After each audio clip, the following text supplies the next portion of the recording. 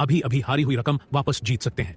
कमलेश ने पक्के इरादे से कहा, यह सुनने में तो बहुत फायदेमंद लग रहा है, लेकिन अगर हम दूसरी शर्त हार गए तो इंद्र ने चिंता भरी नजरों से पूछा, हारना? क्या तुम्हें सच में लगता है कि वह लड़का टाइगर केस की चुनौती जीत सकता है? कमलेश ने ताने भरे लहजे में कहा, हम टाइगर केस तो हमारी सबसे बड़ी चुनौती है, लेकिन उस लड़के में कोई अजीब सी बात है। तुमने देखा ना, उसने खूनी तालाब की चुनौती कैसे पार कर ली? क्या पता वह टाइगर केस वाली चुनौती भी पूरी कर ले। इंद्र ने चिंता से कहा, भाई इंद्र, तुम एक गैंग लीडर हो, इस वक्त चिंता करना बंद करो। कमलेश ने इधर उधर देखा कि कोई सुन तो नहीं रहा। फिर वह धीरे से बोला, अगर हालात हमारे खिलाफ हुए तो हम उसे खत्म कर देंगे। ज्यादा से ज्यादा यह लड़ाई आखिरी दम तक लड़ी जाएगी। तुम्हारा मतलब अब समझ गया, मैं तुरंत तैयारी करता हूं। इंद्र ने कमलेश की बात समझ ली और उसकी आंखों में एक खतरनाक चमक आ गई। कुछ ही मिनटों में कमलेश एक पुराने लेकिन संभाले हुए दस्तावेज बैग के साथ वरुण शेट्टी के पास लौटा। यह क्या है? वरुण शेट्टी ने उत्साहित होकर पूछा। इस बैग में इस द्वीप की जमीन के कागजात हैं। कमलेश ने गंभीर लहजे में कहा, यह द्वीप हमारी मित्तल फैमिली की सबसे कीमती संपत्ति है। इसकी कीमत लगभग 50 करोड़ है। ओ जमीन के कागज! वरुण शेट्टी की आंखों में चमक आ गई। कमाल की चीज थी। इस द्वीप का इलाका बहुत बड़ा था। सही प्लानिंग से यहां कुछ भी किया जा सकता था। चारों तरफ पानी था, मतलब यह एक शानदार प्राइवेट स्वर्ग बन सकता था। सनराइजर्स सिटी में चाहे कोई कितना भी अमीर क्यों ना हो, इस तरह की जमीन खरीदना नामुमकिन था।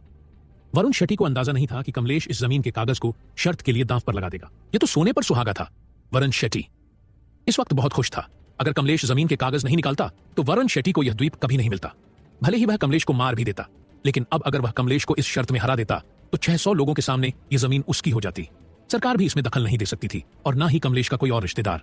ठीक है, मुझे जमीन के कागज दो, मैं अभी तुम्हारी सिस्टम में 50 करोड़ भेज देता हूं।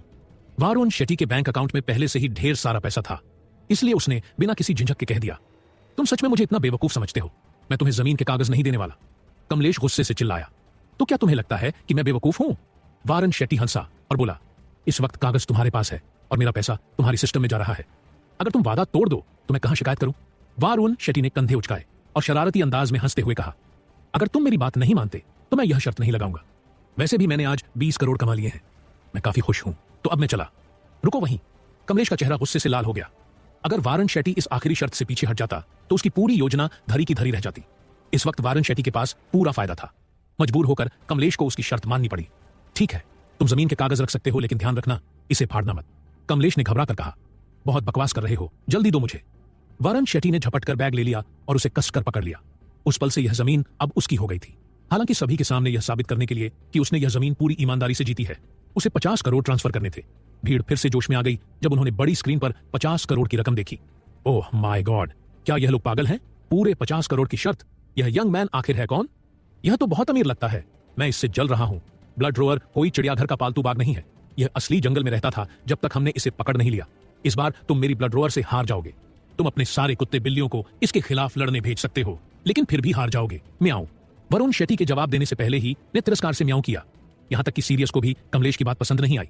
पिंजरे में बेशक एक खूंखार बाघ था, लेकिन और सीरियस 1 स्टार स्पिरिट बीस्ट थे, जिनकी लड़ाई की ताकत 2000 थी। दोनों में से कोई भी उस बाघ से डरने वाला नहीं था। दोनों इस लड़ाई के लिए पूरी तरह तैयार थे।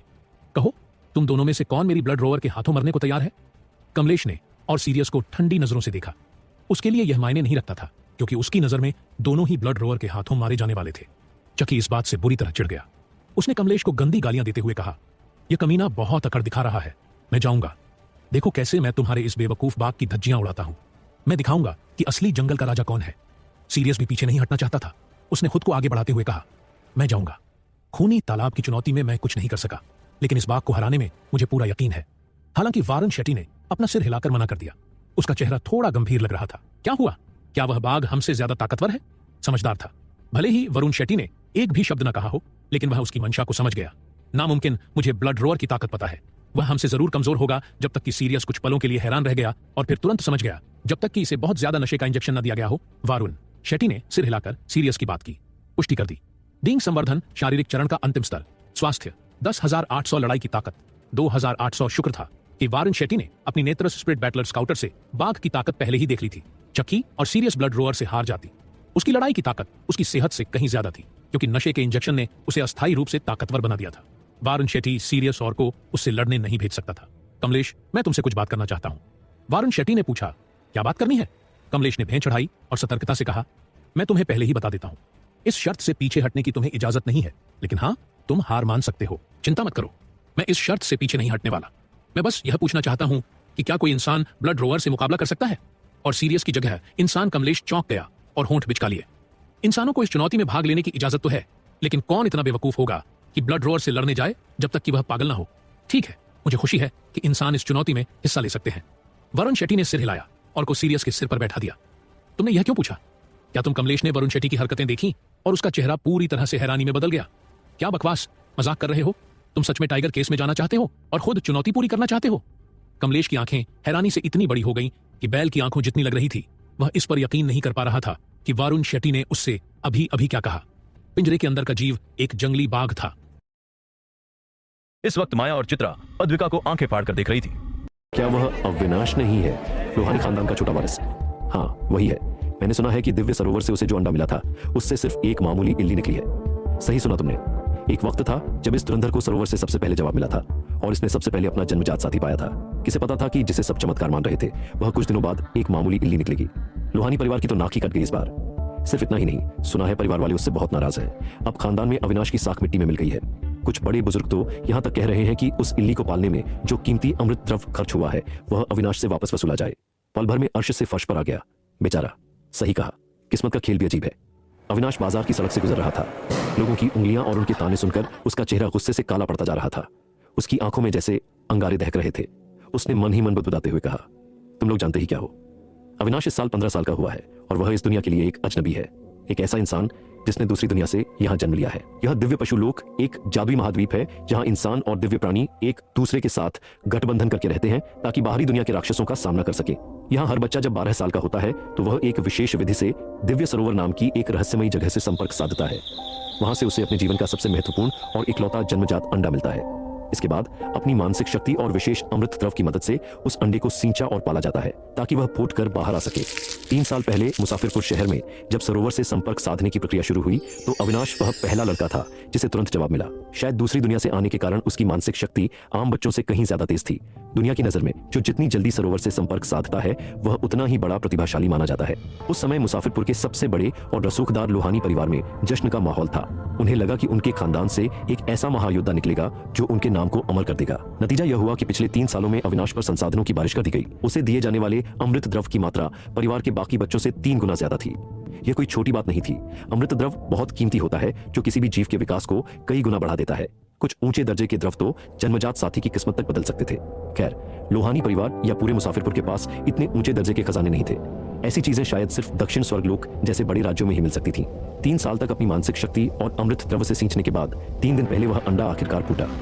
उस दिन लोहानी परिवार का हर सदस्य अखाड़े में इस ऐतिहासिक पल का गवाह बनने के लिए मौजूद था। सबकी निगाहें उस अंडे पर टिकी थीं। धीरे धीरे अंडे पर दरारें पड़ने लगीं और फिर एक आवाज के साथ अंडा टूटा। लेकिन जो बाहर निकला उसने सबके होश उड़ा दिए। अंडे से एक छोटी सी हरी इल्ली रेंगती हुई बाहर आई। बाहर आते ही उस इल्ली को शायद बहुत भूख लगी थी। उसने देखते ही देखते अंडे के छिलके चट कर दिए और फिर रेंगते हुए अविनाश के कंधे पर चढ़ गई। उसने बड़े प्यार से अविनाश के गाल को छुआ जैसे कह रही हो कि उसे और खाना चाहिए। अविनाश सन्न रह गया था और वहां मौजूद लोहानी परिवार के लोग हक्के बक्के थे। शहर का सबसे बड़ा जीनियस और उसके पास से निकली एक मामूली इल्ली। परिवार के मुखिया लोकेश लोहानी का चेहरा भी उतर गया था, पर उन्होंने खुद पर काबू रखा और सेवकों को इल्ली का स्तर जांचने का आदेश दिया। जब एक सेवक ने एक पारदर्शी पत्थर से इल्ली को छुआ तो काफी देर तक कोई हलचल नहीं हुई। आखिरकार सेवक झिझकते हुए बोला, हुजूर, इसमें शक्ति की कोई लहर महसूस नहीं हो रही। ये शायद पहले स्तर से भी नीचे है। ये सुनते ही भीड़ में शोर मच गया। आमतौर पर प्राणियों के स्तर 1 से 9 तक होते हैं। सबसे कमजोर साथी भी पहले स्तर का होता है और कुछ तो पैदा होते ही तीसरे स्तर के होते हैं। पहले स्तर से नीचे का मतलब था पूरी तरह बेकार।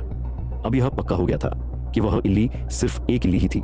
लोकेश लोहानी ने दांत पीसते हुए अविनाश और उसके कंधे पर बैठी इल्ली को देखा, फिर बिना कुछ कहे गुस्से में अपने कपड़े झटकते हुए वहां से चले गए। मुखिया के जाते ही लोगों के तेवर बदल गए। कोई कहने लगा कि 1% पर खानदान की दौलत लुटा दी गई, तो किसी ने कहा कि इतना अमृत द्रव अगर किसी जानवर को दिया होता तो वह भी शेर बन जाता। कुछ ने तो यहां तक कह दिया कि अविनाश को पिछले 3 साल का सारा खर्चा वापस करना होगा। अविनाश खुद सुध-बुध खो बैठा था। उसे यकीन नहीं हो रहा था कि एक खास इंसान होने के बावजूद उसकी किस्मत में सिर्फ एक इल्ली लिखी थी। उसने हर तरफ से उसे गौर से देखा पर उसमें कुछ भी खास नहीं था। हाँ, उसकी आंखें काफी बड़ी थीं और वह थोड़ी प्यारी लग रही थी, पर खूबसूरती का क्या आचार डालना था। क्या वह जंग के मैदान में अपनी इल्ली की मासूमियत दिखाकर दुश्मनों का दिल पिघलाएगा? ऐसा हुआ तो वह खुद सबसे पहले मारा जाएगा। हार मानकर अविनाश ने अपनी उंगली से इल्ली को धीरे से छुआ। जैसे ही उसने छुआ, अविनाश के दिमाग में जैसे बिजली कौंधी। उसे ऐसा लगा जैसे उसके भीतर तूफान उठ खड़ा हुआ हो। आग, पानी और जमीन सब आपस में टकरा रहे हो। अंत में एक विशाल मंदिर के घंटे जैसी गूंज उसके दिमाग में हुई और वह वहीं बेहोश होकर गिर पड़ा। उसके बेहोश होते ही वह इल्ली एक हरी रोशनी में बदल गई और अविनाश के भीतर समा गई। धुंधलेपन में अविनाश को एक आवाज सुनाई दी। सिस्टम सफलतापूर्वक जुड़ गया है। 3 दिन बाद यानी आज अविनाश को होश आया। इन 3 दिनों में उसके पतन की खबरें पूरे मुसाफिरपुर में आग की तरह फैल चुकी थीं। लोग बातें बना रहे थे कि नंबर 1 जीनियस अब इल्ली पाल रहा है, या सदमा बर्दाश्त नहीं कर पाया और वहीं ढेर हो गया। यहाँ तक कि लोहानी परिवार ने उसे पूरी तरह किनारे कर दिया था और दक्षिण अकादमी में जाने का उसका मौका अब आर्यन नाम के दूसरे लड़के को दे दिया गया था। यही वजह थी कि आज बाजार में हर कोई उसे देख रहा था। पास खड़े कुछ लोग अभी भी कानाफूसी कर रहे थे और उसे देखकर हंस रहे थे। अविनाश ने एक बार फिर उन्हें घूर कर देखा, पर इसका कोई खास असर नहीं हुआ। अविनाश दिखने में काफी सुंदर और शालीन लड़का था। उसके चेहरे की मासूमियत की वजह से उसका गुस्सा डरावना नहीं बल्कि थोड़ा प्यारा लगता था। इसीलिए जब लोगों ने उसके पतन के बारे में सुना तो शहर की कई लड़कियां और महिलाएं दुखी थीं। कुछ रईस घरानों की बेटियों ने तो यहां तक कहला भेजा था कि अगर लोहानी परिवार उसे निकाल दे तो वे उसका ख्याल रखने को तैयार है। अविनाश को इन बातों से सिर्फ चिढ़ मच रही थी। अगर और घूरा तो तुम सबको निर्वस्त्र करके शहर की दीवार पर 3 दिन के लिए टांग दूंगा। आखिरकार उसने एक कड़ी चेतावनी दी, जिससे भीड़ डर कर तितर-बितर हो गई। भले ही वह गिर गया था, पर था तो मुसाफिरपुर के सबसे बड़ी खानदान का हिस्सा। इतना रसूख तो वह अभी भी रखता था। हो जाहिल लोग, तुम सबको अंदाजा भी नहीं है कि मैं असल में कितना ताकतवर हूं। भीड़ के जाते ही अविनाश ने अपनी इल्ली को बाहर बुलाया और उसे देखकर एक रहस्यमयी मुस्कान के साथ मुस्कुराने लगा। इसके आगे जानने के लिए सुनते रहे अविनाश का यह रोमांचक सफर। 3 दिन पहले अविनाश के बेहोश होने के पीछे का असली कारण उसकी वह किस्मत थी जिसका उसे बरसों से इंतजार था, उसका गोल्डन फिंगर। 15 साल तक इस दुनिया में रहने के बाद आखिरकार उसका गोल्डन फिंगर सक्रिय हुआ था। अविनाश को अंदाजा था कि यह तभी जागा है क्योंकि उसने अपने जन्मजात साथी को अंडे से बाहर निकाला था, और जैसा कि उसने सोचा था उसका यह वरदान पशुओं को वश में करने और उन्हें विकसित करने से जुड़ा था। अजेय विकास प्रणाली। आज सुबह जब उसे होश आया तो उसकी आंखों के सामने एक चमकता हुआ पैनल दिखाई दिया, ठीक वैसा ही जैसा पिछली दुनिया के वीडियो गेम्स में होता था। उसने गौर से देखा तो सबसे ऊपर सुनहरे अक्षरों में लिखा था अजेय विकास प्रणाली।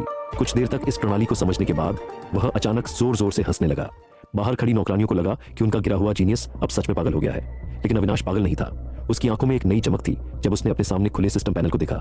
मेजबान अविनाश, स्तर कोई स्तर नहीं, विकास बिंदु 0, जन्मजात साथी इल्ली। जन्मजात साथी के नीचे एक और छोटा पैनल था। उसे खोलते ही उसकी खूबियां सामने आ गईं। नस्ल नीले नागवंश, स्तर कोई स्तर नहीं, दिव्य शक्ति कोई नहीं, अवस्था जन्मजात कमजोरी, अत्यधिक भूख। हा मुझे पता था कि मुझ जैसा नायक मामूली नहीं हो सकता, अविनाश मन ही मन चिल्लाया। इसके अलावा सिस्टम से जुड़ते ही उसे एक बहुत बड़ा फायदा हुआ था। उसकी मानसिक शक्ति अब आत्मिक शक्ति में बदल चुकी थी। यह एक ऐसा वरदान था जो केवल उन्हीं योद्धाओं को मिलता है जिनका स्तर 9वें पायदान से ऊपर निकल जाता है। अब वह कम स्तर पर भी ज्यादा जीवों के साथ गठबंधन कर सकता था। साथ ही सिस्टम के जरिए उसे अपनी इल्ली की असलियत का पता चला। हैरानी की बात यह थी कि उसकी इल्ली के अंदर साक्षात नीले नागराज का खून था। भले ही इस महाद्वीप का नाम दिव्य पशुलोक था, पर सालों से यहाँ किसी ने असली दिव्य जीव नहीं देखा था, और उसकी इल्ली उसी वंश की थी। शायद नीले नागवंश के पैदा होने की शर्तें इतनी कठिन थीं कि साधारण अमृत द्रव उसे पूरा नहीं कर पाया, लेकिन अविनाश की 3 साल की मेहनत की वजह से वह समय से पहले ही बाहर आ गई। इसलिए वह अभी कमजोर थी और उसका कोई स्तर नहीं था, और न ही वह अपनी असली ताकत दिखा पा रही थी। पर अविनाश को पूरा भरोसा था, इस अजेय विकास प्रणाली के साथ उसकी इल्ली एक दिन विशाल और शक्तिशाली नागराज जरूर बनेगी। उसने सिस्टम को अपने दिमाग में सेट कर लिया ताकि वह जब चाहे उसे देख सके।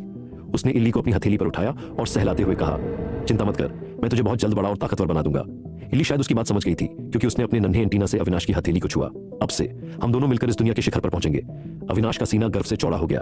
अब अविनाश का अगला लक्ष्य था विकास बिंदु इकट्ठा करना। चूंकि यह जीवों के विकास से जुड़ा था तो जाहिर है कि इसका संबंध लड़ाई झगड़े और मुकाबले से ही होगा। इसलिए अविनाश सीधे शहर के महादंगल अखाड़े की ओर चल पड़ा। यह अखाड़ा शहर के बीचों बीच खास तौर पर पशु योद्धाओं के मुकाबलों के लिए बनाया गया था। यहाँ लोग न सिर्फ अपने जन्मजात साथियों को लड़ाते थे बल्कि अन्य जंगली जीवों के साथ भी गठबंधन करते थे। पर यह गठबंधन जन्मजात साथी जैसा नहीं होता। जन्मजात साथी की तरक्की से योद्धा को भी ताकत मिलती है, जबकि दूसरे साथी सिर्फ बराबर के साथी होते हैं। अगर वे लड़ाई में मारे जाएं तो उनकी आत्मा विलीन हो जाती है, जबकि जन्मजात साथी मरता नहीं बल्कि ठीक होने के लिए वापस योद्धा के भीतर चला जाता है। अविनाश बड़ी रौब से अखाड़े के अंदर दाखिल हुआ। किसी पहरेदार ने उसे रोकने की हिम्मत नहीं की, बल्कि धीमे स्वर में छोटे सरकार कहकर उसका अभिवादन किया। आखिर इस अखाड़े में सबसे बड़ी हिस्सेदारी लोहानी परिवार की ही थी। भले ही अविनाश का रसूख कम हो गया था, पर वह था तो उसी खानदान का खून। तभी पीछे से एक चिढ़ाने वाली आवाज आई, अरे देखो तो, लोहानी खानदान की मशहूर इल्ली यहाँ क्या कर रही है। अविनाश ने पीछे मुड़कर देखा। एक लड़का सफेद रेशमी कपड़े पहने, हाथ में पंखा लिए, अपनी टेढ़ी मुस्कान के साथ उसकी तरफ आ रहा था। ओह, तो ये बजरंगी है, बिष्ट परिवार की बबली का वफादार चेला। क्यों भाई, जब से तुम्हारी दीदी शहर से बाहर गई हैं तुम कुछ ज्यादा ही हवा में उड़ रहे हो, अविनाश ने करारा जवाब दिया। तुम? बजरंगी का चेहरा गुस्से से तमतमा उठा। बिष्ट परिवार भी शहर का एक बड़ा नाम था। उनकी बेटी बबली 5 साल पहले की जीनियस थी, जिसने एक दुर्लभ बर्फ अग्निशेर को जगाया था, और अब वह दक्षिण अकादमी में बड़ा नाम कमा रही थी। इसी वजह से बिष्ट परिवार और लोहानी परिवार के बीच व्यापारिक दुश्मनी चल रही थी। मैंने भी कुछ दिन पहले एक धधकते शेर को जगाया है। अब दक्षिण अकादमी की सीट पक्की मेरी है। तुम जैसा इल्ली वाला तो पूरी जिंदगी इसी शहर की गलियों में सड़ेगा। बजरंगी ने अपने पैरों के पास एक छोटे कुत्ते के आकार का लाल रंग का शेर प्रकट किया। याद रखना, एक असली शेर कभी चींटियों की तरफ झुककर नहीं दिखता। बजरंगी ने बड़े घमंड से अविनाश को नजरअंदाज किया और नाक चढ़ाकर अखाड़े के अंदर चला गया। उस शेर की ताकत देखकर लग रहा है कि वह तीसरे स्तर का है। लड़का भले ही बदतमीज है पर उसका साथी दमदार है। अविनाश ने बुदबुदाते हुए सोचा, लेकिन उसे कोई फिक्र नहीं थी। जिसके पास खुद नागराज का वंश और अजय सिस्टम हो, उसे इन छोटे मोटे शेरों से क्या डर। वह भी निडर होकर अखाड़े के अंदर कदम बढ़ा दिया। इसके आगे जाने के लिए सुनते रहे। अविनाश का यह है रोमांचक सफर। जैसे ही अविनाश ने महादंगल अखाड़े के भीतर कदम रखा, कान फाड़ देने वाले शोर ने उसका स्वागत किया। दर्शक दीर्घा में बैठे लोग नीचे लड़ रहे जानवरों के लिए पागलों की तरह चिल्ला रहे थे। अविनाश का मन उस भीड़ का हिस्सा बनने का बिल्कुल नहीं था, इसलिए वह सीढ़ियों से ऊपर की ओर बढ़ गया, लोहानी परिवार के खास केबिन की तरफ। लोहानी खानदान का कोई भी वारिस नीचे धक्का मुक्की करने के बजाय ऊपर सुरक्षित बालकनी से मैच देख सकता था। केबिन नंबर 1 के बाहर 2 कद्दावर पहलवानों ने उसका रास्ता रोक लिया। क्या हुआ? अब मुझे पहचानते भी नहीं। अविनाश ने अपनी ठुड्डी ऊपर की और उसकी आवाज में बर्फ जैसी ठंडक थी। गुस्ताखी माफ करें छोटे सरकार, अंदर आर्यन बैठे हैं और उनका सख्त हुक्म है, कोई भी उन्हें परेशान न करे। दाईं ओर खड़े पहरेदार ने बिना किसी भाव के जवाब दिया। अच्छा, तो आर्यन लोहानी खानदान का वारिस है और मैं नहीं? जब तक मेरे नाम के पीछे लोहानी लगा है, मेरा यहां उतना ही हक है, चाहे मेरा साथी कोई भी हो। अविनाश की आंखों में चमक थी। वह पहरेदारों को किनारे हटाते हुए सीधा अंदर दाखिल हो गया। मैंने कहा था ना कि कोई रुकावट नहीं। एक हमउम्र लड़के ने गुस्से में पीछे मुड़कर देखा, फिर उसके चेहरे पर एक कुटिल मुस्कान आ गई। अरे, तो ये है हमारे शहर के नंबर 1 जीनियस। उसने आखिरी शब्द किसी गाली की तरह थूके। मैं बदसूरत लोगों की बातों को गंभीरता से नहीं लेता। अविनाश ने उसे एक नजर भी नहीं देखा और सीधा बालकनी पर जाकर नीचे अखाड़े की ओर देखने लगा। तुम? आर्यन गुस्से से उछल पड़ा। उसे हमेशा से अविनाश से जलन थी, चाहे वो टैलेंट हो या लुक्स।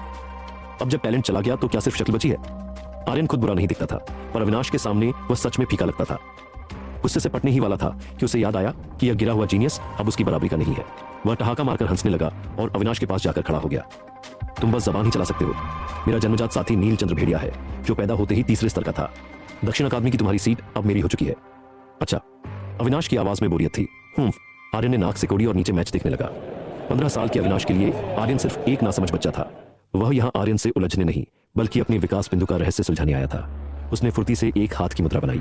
एक हल्की नीली रोशनी चमकी और उसकी इल्ली उसके कंधे पर प्रकट हो गई। वह अभी भी थोड़ी सुस्त और भूखी लग रही थी।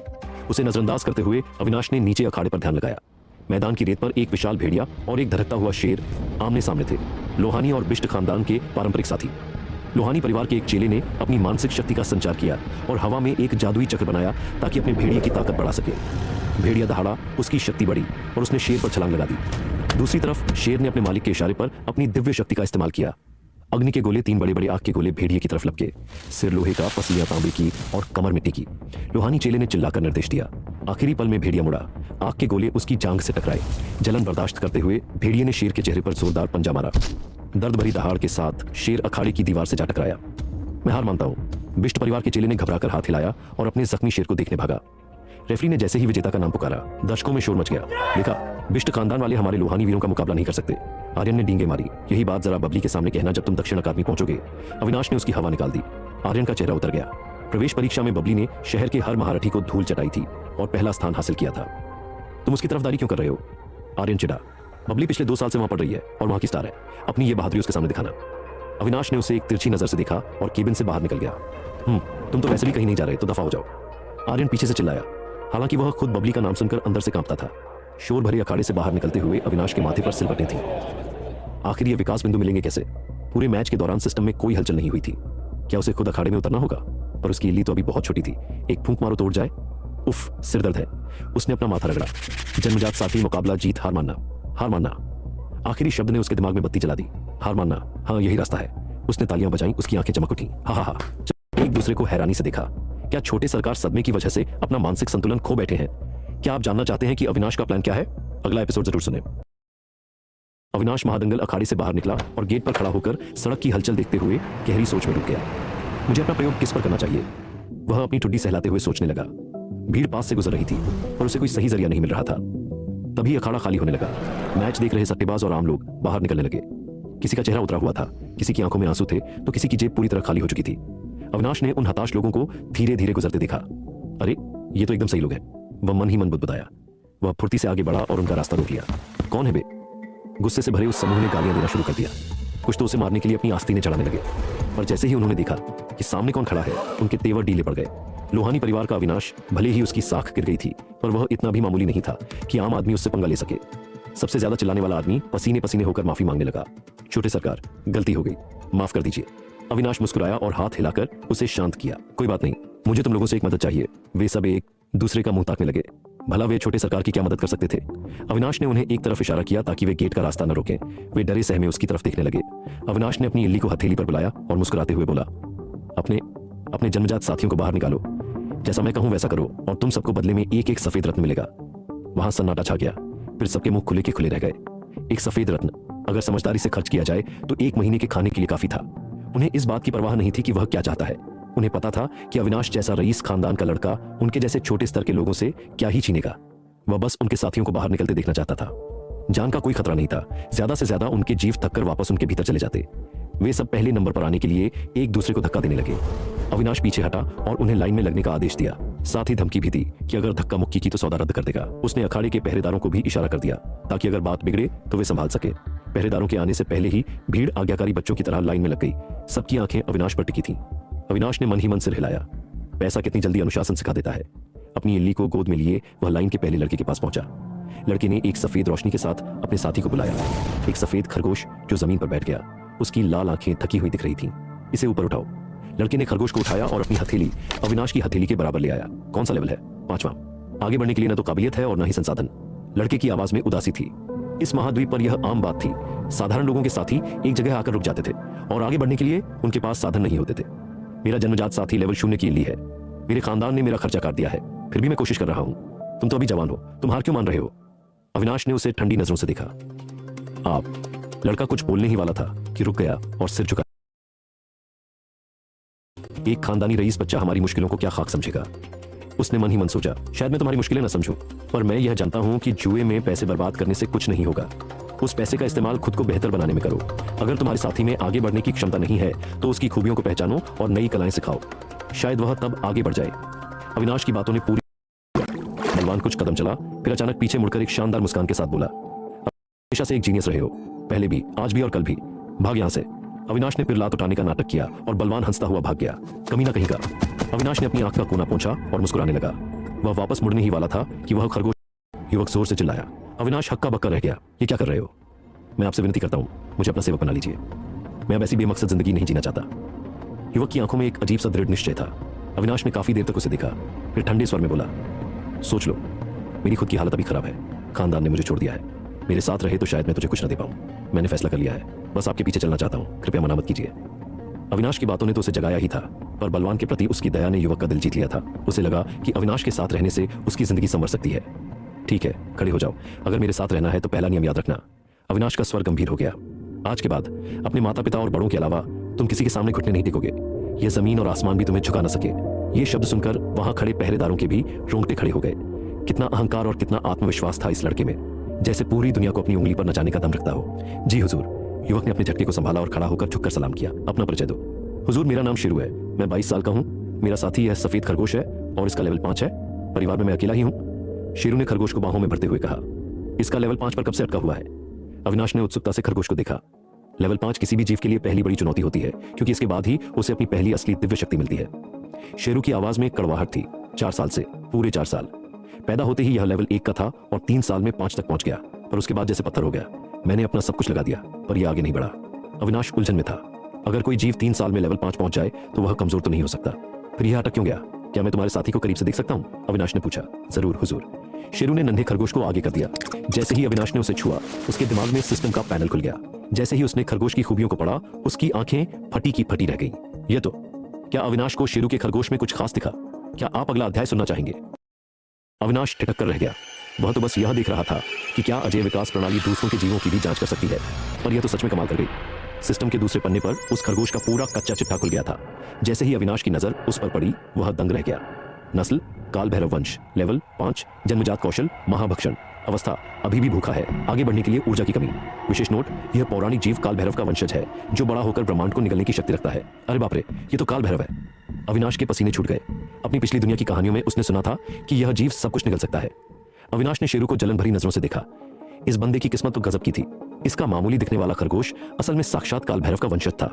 पर अगले ही पल उसे याद आया, मेरा अपना साथी तो साक्षात नील नागराज है। यह सोचते ही उसका मन शांत हो गया। क्योंकि यह काल भैरव वंश का जीव था, इसे बढ़ने के लिए बेहिसाब ऊर्जा चाहिए थी। कोई हैरानी नहीं कि शेरू का साथी लेवल 5 पर क्यों अटका था।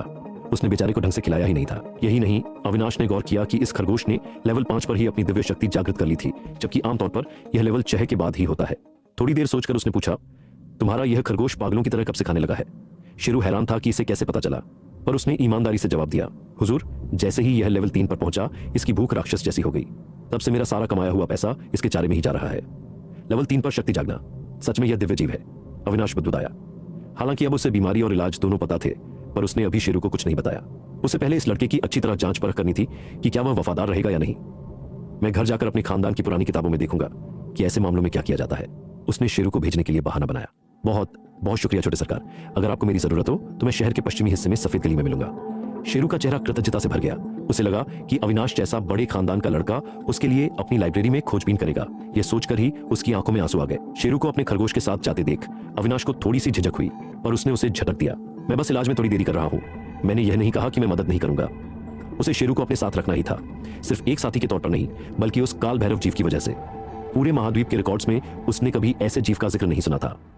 इससे पहले कि कोई और उसे पहचाने, उसे शेरू को अपने पाले में करना था। खैर, शेरू तो कहीं नहीं जा रहा था, पर अभी सबसे जरूरी काम था अपनी इल्ली को विकसित करना और अपना जीनियस वाला रुतबा वापस पाना। ये सोचते ही अविनाश से रहा नहीं गया। वह अपनी हवेली की तरफ बड़े बड़े कदम बढ़ाते हुए जोर जोर से गाना गाने लगा। बच के रहना रे बाबा, बच के रहना रे, नाम मेरा सुन लियो दुश्मन, काम मेरा देख ले। लुहानी हवेली, अविनाश का निजी कक्ष। उसने अपनी सारी नौकरानियों को बाहर निकाल दिया, दरवाजा बंद किया और अपनी इल्ली को बाहर बुलाकर उसे उत्साह से देखने लगा। हाँ, आज से तू दिव्य जीव बनने के रास्ते पर चलेगी और मैं अविनाश लुहानी अपना नाम फिर से रोशन करूंगा। वह अपनी हथेली में बैठी इल्ली को पागलों की तरह दुलार रहा था। अगर कोई उसे इस वक्त देख लेता तो पक्का उसे पागल घोषित कर दिया जाता। अपनी हंसी रोककर वह गंभीर हुआ और सिस्टम चेक किया। 130 विकास बिंदु। ये बिंदु उसे अखाड़े के बाहर उन 30-40 लोगों को डरा धमकाकर हार मनवाने से मिले थे। कुछ सफेद रत्नों के बदले उसे इतना बड़ा इनाम मिला था। इस बग की मदद से वह जल्द ही इस महाद्वीप के शिखर पर होगा। उसने ख्याली पुलाव पकाना बंद किया और एक विकास बिंदु अपनी इल्ली पर इस्तेमाल किया। हल्की नीली रोशनी चमकी, एक बिंदु कम हो गया। अविनाश ने देखा इल्ली में कोई बदलाव नहीं हुआ। उसने फिर 2 बिंदु खर्च किए। इल्ली बस थोड़ा सा करवट लेकर सो गई। अविनाश का चेहरा उतर गया। क्या यह बिंदु बेकार है? उसने हार नहीं मानी और 4 बिंदु और डाले, फिर भी कुछ नहीं। मजाक चल रहा है क्या? वह झुंझला उठा। यह अजय विकास प्रणाली तो बेकार निकली। गुस्सा ठंडा होने पर उसने फिर से स्टेटस चेक किया। नस्ल नीले नागवंश, अवस्था जन्मजात कमजोरी, बहुत ज्यादा भूखा। स्टेटस में थोड़ा बदलाव हुआ था, जहां पहले अत्यधिक भूखा लिखा था अब बहुत ज्यादा भूखा हो गया था। बस इतना ही। इतने सारे बिंदु खर्च करने के बाद भी वह बस थोड़ी कम भूखी हुई थी। उसे समझ आया कि यह नील नागराज का वंश है, इसकी जरूरतें आसमान छूने वाली होंगी। वह बिंदु डालता रहा। अगले 6 बिंदु और खत्म हुए। अब स्टेटस में सिर्फ भूखा लिखा था। उसके पास कोई रास्ता नहीं था। उसने 8 बिंदु और खर्च किए। अब स्टेटस हुआ थोड़ा भूखा। अविनाश ने दांत पीसते हुए 22 बिंदु और डाल दिए। तब जाकर भूख वाला शब्द पूरी तरह गायब हुआ। अब जन्मजात कमजोरी वाला शब्द थोड़ा हल्का दिखने लगा था। इल्ली अब पहले से ज्यादा फुर्तीली लग रही थी। वह अपनी बड़ी बड़ी आंखों से अविनाश को देख रही थी। अविनाश ने उसके एंटीना को छुआ तो उसे उसकी खुशी महसूस हुई। चलो अब असली काम शुरू करते हैं। उसने एक साथ 30 बिंदु और खर्च किए। इल्ली का आकार अब साफ तौर पर बड़ा हो गया था और जन्मजात कमजोरी वाला शब्द झिलमिलाने लगा था, जैसे मिटने ही वाला हो। एक बार और 18 बिंदु और गए। इल्ली के दोनों एंटीना अब पीछे की तरफ मुड़ने लगे थे और एक घेरा बनाने लगे थे। कमजोरी वाला शब्द अब बस एक धुंधली परछाई जैसा रह गया था। आखिरी कोशिश। अंतिम 20 बिंदुओं ने उस कमजोरी के नामो निशान को मिटा दिया। इल्ली के सिर के एंटीना अब पूरी तरह गोल होकर जुट चुके थे, जो किसी छोटे नाग के सींगों की पहली झलक दे रहे थे। अध्याय 6, गड़बड़ी का सुधार और सिस्टम का रचयिता। एक बार और अविनाश की आंखें उत्साह से चमक रही थीं और वह लगातार विकास बिंदुओं पर क्लिक किए जा रहा था। तभी सिस्टम के एक संदेश ने उसे हकीकत में वापस ला दिया। विकास बिंदु अपर्याप्त है। उसने अपने बिंदुओं की जांच की। अब उसके पास सिर्फ 19 बिंदु बचे थे, जबकि अगले विकास के लिए 22 की जरूरत थी। खैर, उसे ज्यादा चिंता नहीं हुई। उसने सोचा कि विकास बिंदु पाना तो बच्चों का खेल है। वह बस किसी नौकरानी को बुलाएगा और उससे हार मनवा लेगा। बिंदुओं की फिक्र छोड़ उसने अपनी इल्ली का स्टेटस देखा। नस्ल नीले नागवंश, लेवल कोई स्तर नहीं, दिव्य शक्ति कोई नहीं, अवस्था सामान्य उत्साहित, जन्मजात कमजोरी और भूख का नामो निशान मिट चुका था। अविनाश ने संतोष में सिर हिलाया। उसने समय से पहले पैदा होने की वजह से हुई सारी कमी पूरी कर दी थी। अब अगला कदम था लेवल बढ़ाना। काम को एक ही बार में खत्म करने के इरादे से अविनाश ने दरवाजा खोला और अपनी नौकरानियों को वापस बुलाया। उसने उन सबको अपने अपने जन्मजात साथियों को बाहर निकालने का हुक्म दिया। वही पुरानी प्रक्रिया दोहराते हुए अविनाश ने अपनी इल्ली को हाथ में लिया और उम्मीद भरी नजरों से सिस्टम के पैनल को देखा। कोई हलचल नहीं। काफी देर हो गई, पर विकास बिंदु 19 के 19 ही रहे। एक रत्ती भर का बदलाव नहीं हुआ। उसने जल्दी से दूसरी नौकरानी के साथ कोशिश की, पर नतीजा वही रहा। चारों में से कोई भी एक बिंदु तक नहीं बढ़ा पाया। क्या इसके लिए मर्द होना जरूरी है? अविनाश उन चीजों के बारे में सोचने लगा जो पिछली बार से अलग थीं। पिछली बार अखाड़े के बाहर सब पुरुष थे, एक भी महिला नहीं थी। उसने नौकरानियों को विदा किया और कुछ पुरुष पहरेदारों को बुलाने भेजा। वह अपनी ठुड्डी सहलाते हुए सोचता रहा, क्या इसके लिए अखाड़े में होना जरूरी है? बेवजह अंदाजे मत लगाओ, बस सिस्टम की एक खराबी को ठीक कर दिया गया है। जब वह गंभीरता से सोच रहा था तभी उसके दिमाग में एक आवाज गूंजी। अरे ये क्या था? अविनाश उछल पड़ा और चारों तरफ देखने लगा, पर वहां कोई नहीं था। नौकरानियां बाहर गई थीं और कमरे में वह अकेला था। मैं अजय विकास प्रणाली की सहायक आत्मा हूं। मैं तुम्हारे दिमाग के अंदर हूं। अविनाश ने फुर्ती से दरवाजा बंद किया और अपने मन की आंखों से सिस्टम को देखा। उस वक्त सिस्टम के पैनल के ऊपर एक बिल्ली तैर रही थी जो बड़े इत्मीनान से अपने पंजे चाटते हुए उसे दिख रही थी। इस सिस्टम की अपनी बुद्धि भी है। अविनाश सन्न रह गया। सिस्टम के सक्रिय होने के बाद से अब तक कोई हलचल नहीं हुई थी। उसने उम्मीद नहीं की थी कि अब कोई सहायक आत्मा प्रकट होगी। तुम्हारे पास क्या क्या शक्तियां हैं? अविनाश ने शक भरी नजरों से बिल्ली को देखा। मुझे आत्मादेव कहो। बिल्ली ने उसे तिरछी नजर से देखा और आलस से बोली, मेरे पास ज्यादा शक्तियां नहीं है, बस तुम्हारे सवालों के जवाब दे सकती हूँ। मैं तुम्हारी ताकत बढ़ाने में मदद नहीं करूंगी। तो फिर यह समझाओ कि तुमने अभी खराबी ठीक करने की बात क्यों की? अब मुझे विकास बिंदु क्यों नहीं मिल रहे? अविनाश ने नाराजगी जताते हुए एक ठोस जवाब मांगा। यह सिस्टम एक परम शक्ति द्वारा बनाया गया है ताकि चुने हुए योद्धा की ताकत बढ़ाई जा सके। तुम्हारी तरह छोटी मोटी चालाकियों से बिंदु हासिल करना यहां वर्जित है। अविनाश के उतरे हुए चेहरे को देख बिल्ली आगे बोली, खैर चूंकि तुमने सिस्टम की एक कमी ढूंढ निकाली थी, इसलिए जो बिंदु तुम्हें मिल चुके हैं वे वापस नहीं लिए जाएंगे। पर अब दोबारा ऐसा नहीं होगा। वह रास्ता बंद कर दिया गया है। जब लोग सिस्टम की कमियां ढूंढते हैं तो उन्हें इनाम मिलता है। मुझे कुछ क्यों नहीं मिला? यह जानकर कि अब वह बिना लड़े बिंदु नहीं पा सकता, अविनाश ने इनाम की मांग की। किसने कहा कि नहीं मिला? बिल्ली ने फिर अपना पंजा चाटा। यही तो तुम्हारा इनाम है। असल में इस सिस्टम में सब कुछ तुम्हें खुद ही समझना था, पर तुम्हारी चतुराई की वजह से तुम्हें यह सहायक आत्मा मिली है जो तुम्हारे सवालों के जवाब देगी। अविनाश कुछ और कहना चाहता था, तभी एक नौकरानी ने दरवाजा खटखटाया। अविनाश का ध्यान भंग हुआ और उसने दरवाजा खोला। बाहर 4 पहरेदार खड़े थे। उसने हार नहीं मानी और उनसे भी उनके साथी बाहर निकलवाए, पर जैसा बिल्ली ने कहा था उसे एक भी बिंदु नहीं मिला। उसने मायूस होकर सबको भेज दिया और बिस्तर पर लेट गया। कोई और सवाल? वरना मैं आराम करने जा रही हूं। बिल्ली ने अपनी मौजूदगी दर्ज कराई। अविनाश ने मन ही मन सोचा, सिस्टम के काम करने का तरीका अब साफ था। आखिर इस सिस्टम के रचयिता का इरादा क्या है? क्या इससे मेरा कोई नुकसान होगा? बिल्ली यह सुनकर हंस पड़ी। तुम्हारा नुकसान? तुम सपने देख रहे हो। तुम खुद को समझते क्या हो? वह परम शक्ति समय की धाराओं में विचरण करती है जिसके लिए ब्रह्मांड का आदि और अंत एक समान है। तुम जैसे चींटी के समान प्राणी तो क्या, यह पूरा महाद्वीप उनकी एक नजर से राख बन सकता है। अविनाश का चेहरा देखकर उसका लहजा थोड़ा नरम हुआ। हालांकि नई पीढ़ी को सहारा देने के लिए और अपनी मौज में उन्होंने यह सिस्टम एक भाग्यशाली इंसान के लिए बनाया है ताकि देख सकें कि वह कितनी दूर तक जा सकता है। उफ, यह तो बड़ी दुख की बात है। मुझे लगा था कि मैं अपनी किस्मत का खुद मालिक हूं, पर मैं तो किसी और के हाथ का मोहरा हूं। अविनाश का चेहरा लटक गया। दूसरे इस मौके के लिए तरसते हैं और तुम्हें खैरात में मिला है, फिर भी शिकायत कर रहे हो? बिल्ली ने उसे हिकारत से देखा। जल्दी पूछो जो पूछना है, मेरे प्रकट होने का समय खत्म हो रहा है। अविनाश ने फुर्ती से पूछा, तो क्या अब विकास बिंदु सिर्फ असली लड़ाई से ही मिलेंगे? बिल्कुल, अब से यही इकलौता रास्ता है, बिल्ली ने जवाब दिया। और अपने से ऊंचे स्तर के जीव को हराने पर तुम्हें बोनस भी मिलेगा। अविनाश ने सिर हिलाया। फिर उसे शेरू के उस खास खरगोश की याद आई। शेरू का वह जीव इतनी आसानी से कैसे पल गया, जबकि मेरी इल्ली तो पैदा होते ही कमजोर थी। विचित्र जीव और दिव्य जीवों में अंतर होता है। विचित्र जीव अपने मालिक के साथ तालमेल बिठाने पर जोर देते हैं। अगर आत्माएं मिल जाएं तो वे आसानी से पल जाते हैं। लेकिन बिल्ली का स्वर गंभीर हो गया। दिव्य जीवों के पास दैवीय अधिकार होता है। वे प्रकृति की असीमित ऊर्जा को नियंत्रित कर सकते हैं। और सुनो, उसने अविनाश को गहराई से देखा। अगर तुम्हारी यह इल्ली अपने असली रूप नील नागराज में आ गई तो वह दुनिया के 5 सबसे महान दिव्य जीवों में से एक होगी। उसकी शक्ति साधारण दिव्य जीवों से कहीं ज्यादा होगी। अविनाश की सारी शंकाएं दूर हो गईं। क्या विकास बिंदु दूसरों के जीवों पर इस्तेमाल किए जा सकते हैं? उसने शेरू के खरगोश के बारे में सोचा। नहीं, अभी तुम्हारे पास वह अधिकार नहीं है।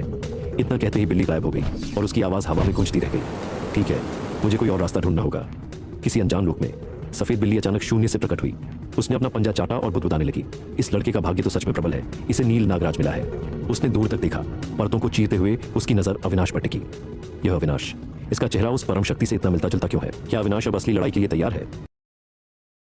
ओ, मेरी नन्ही इल्ली। अविनाश ने इल्ली को अपनी हथेलियों में लिया। वह थोड़ा बेबस महसूस कर रहा था।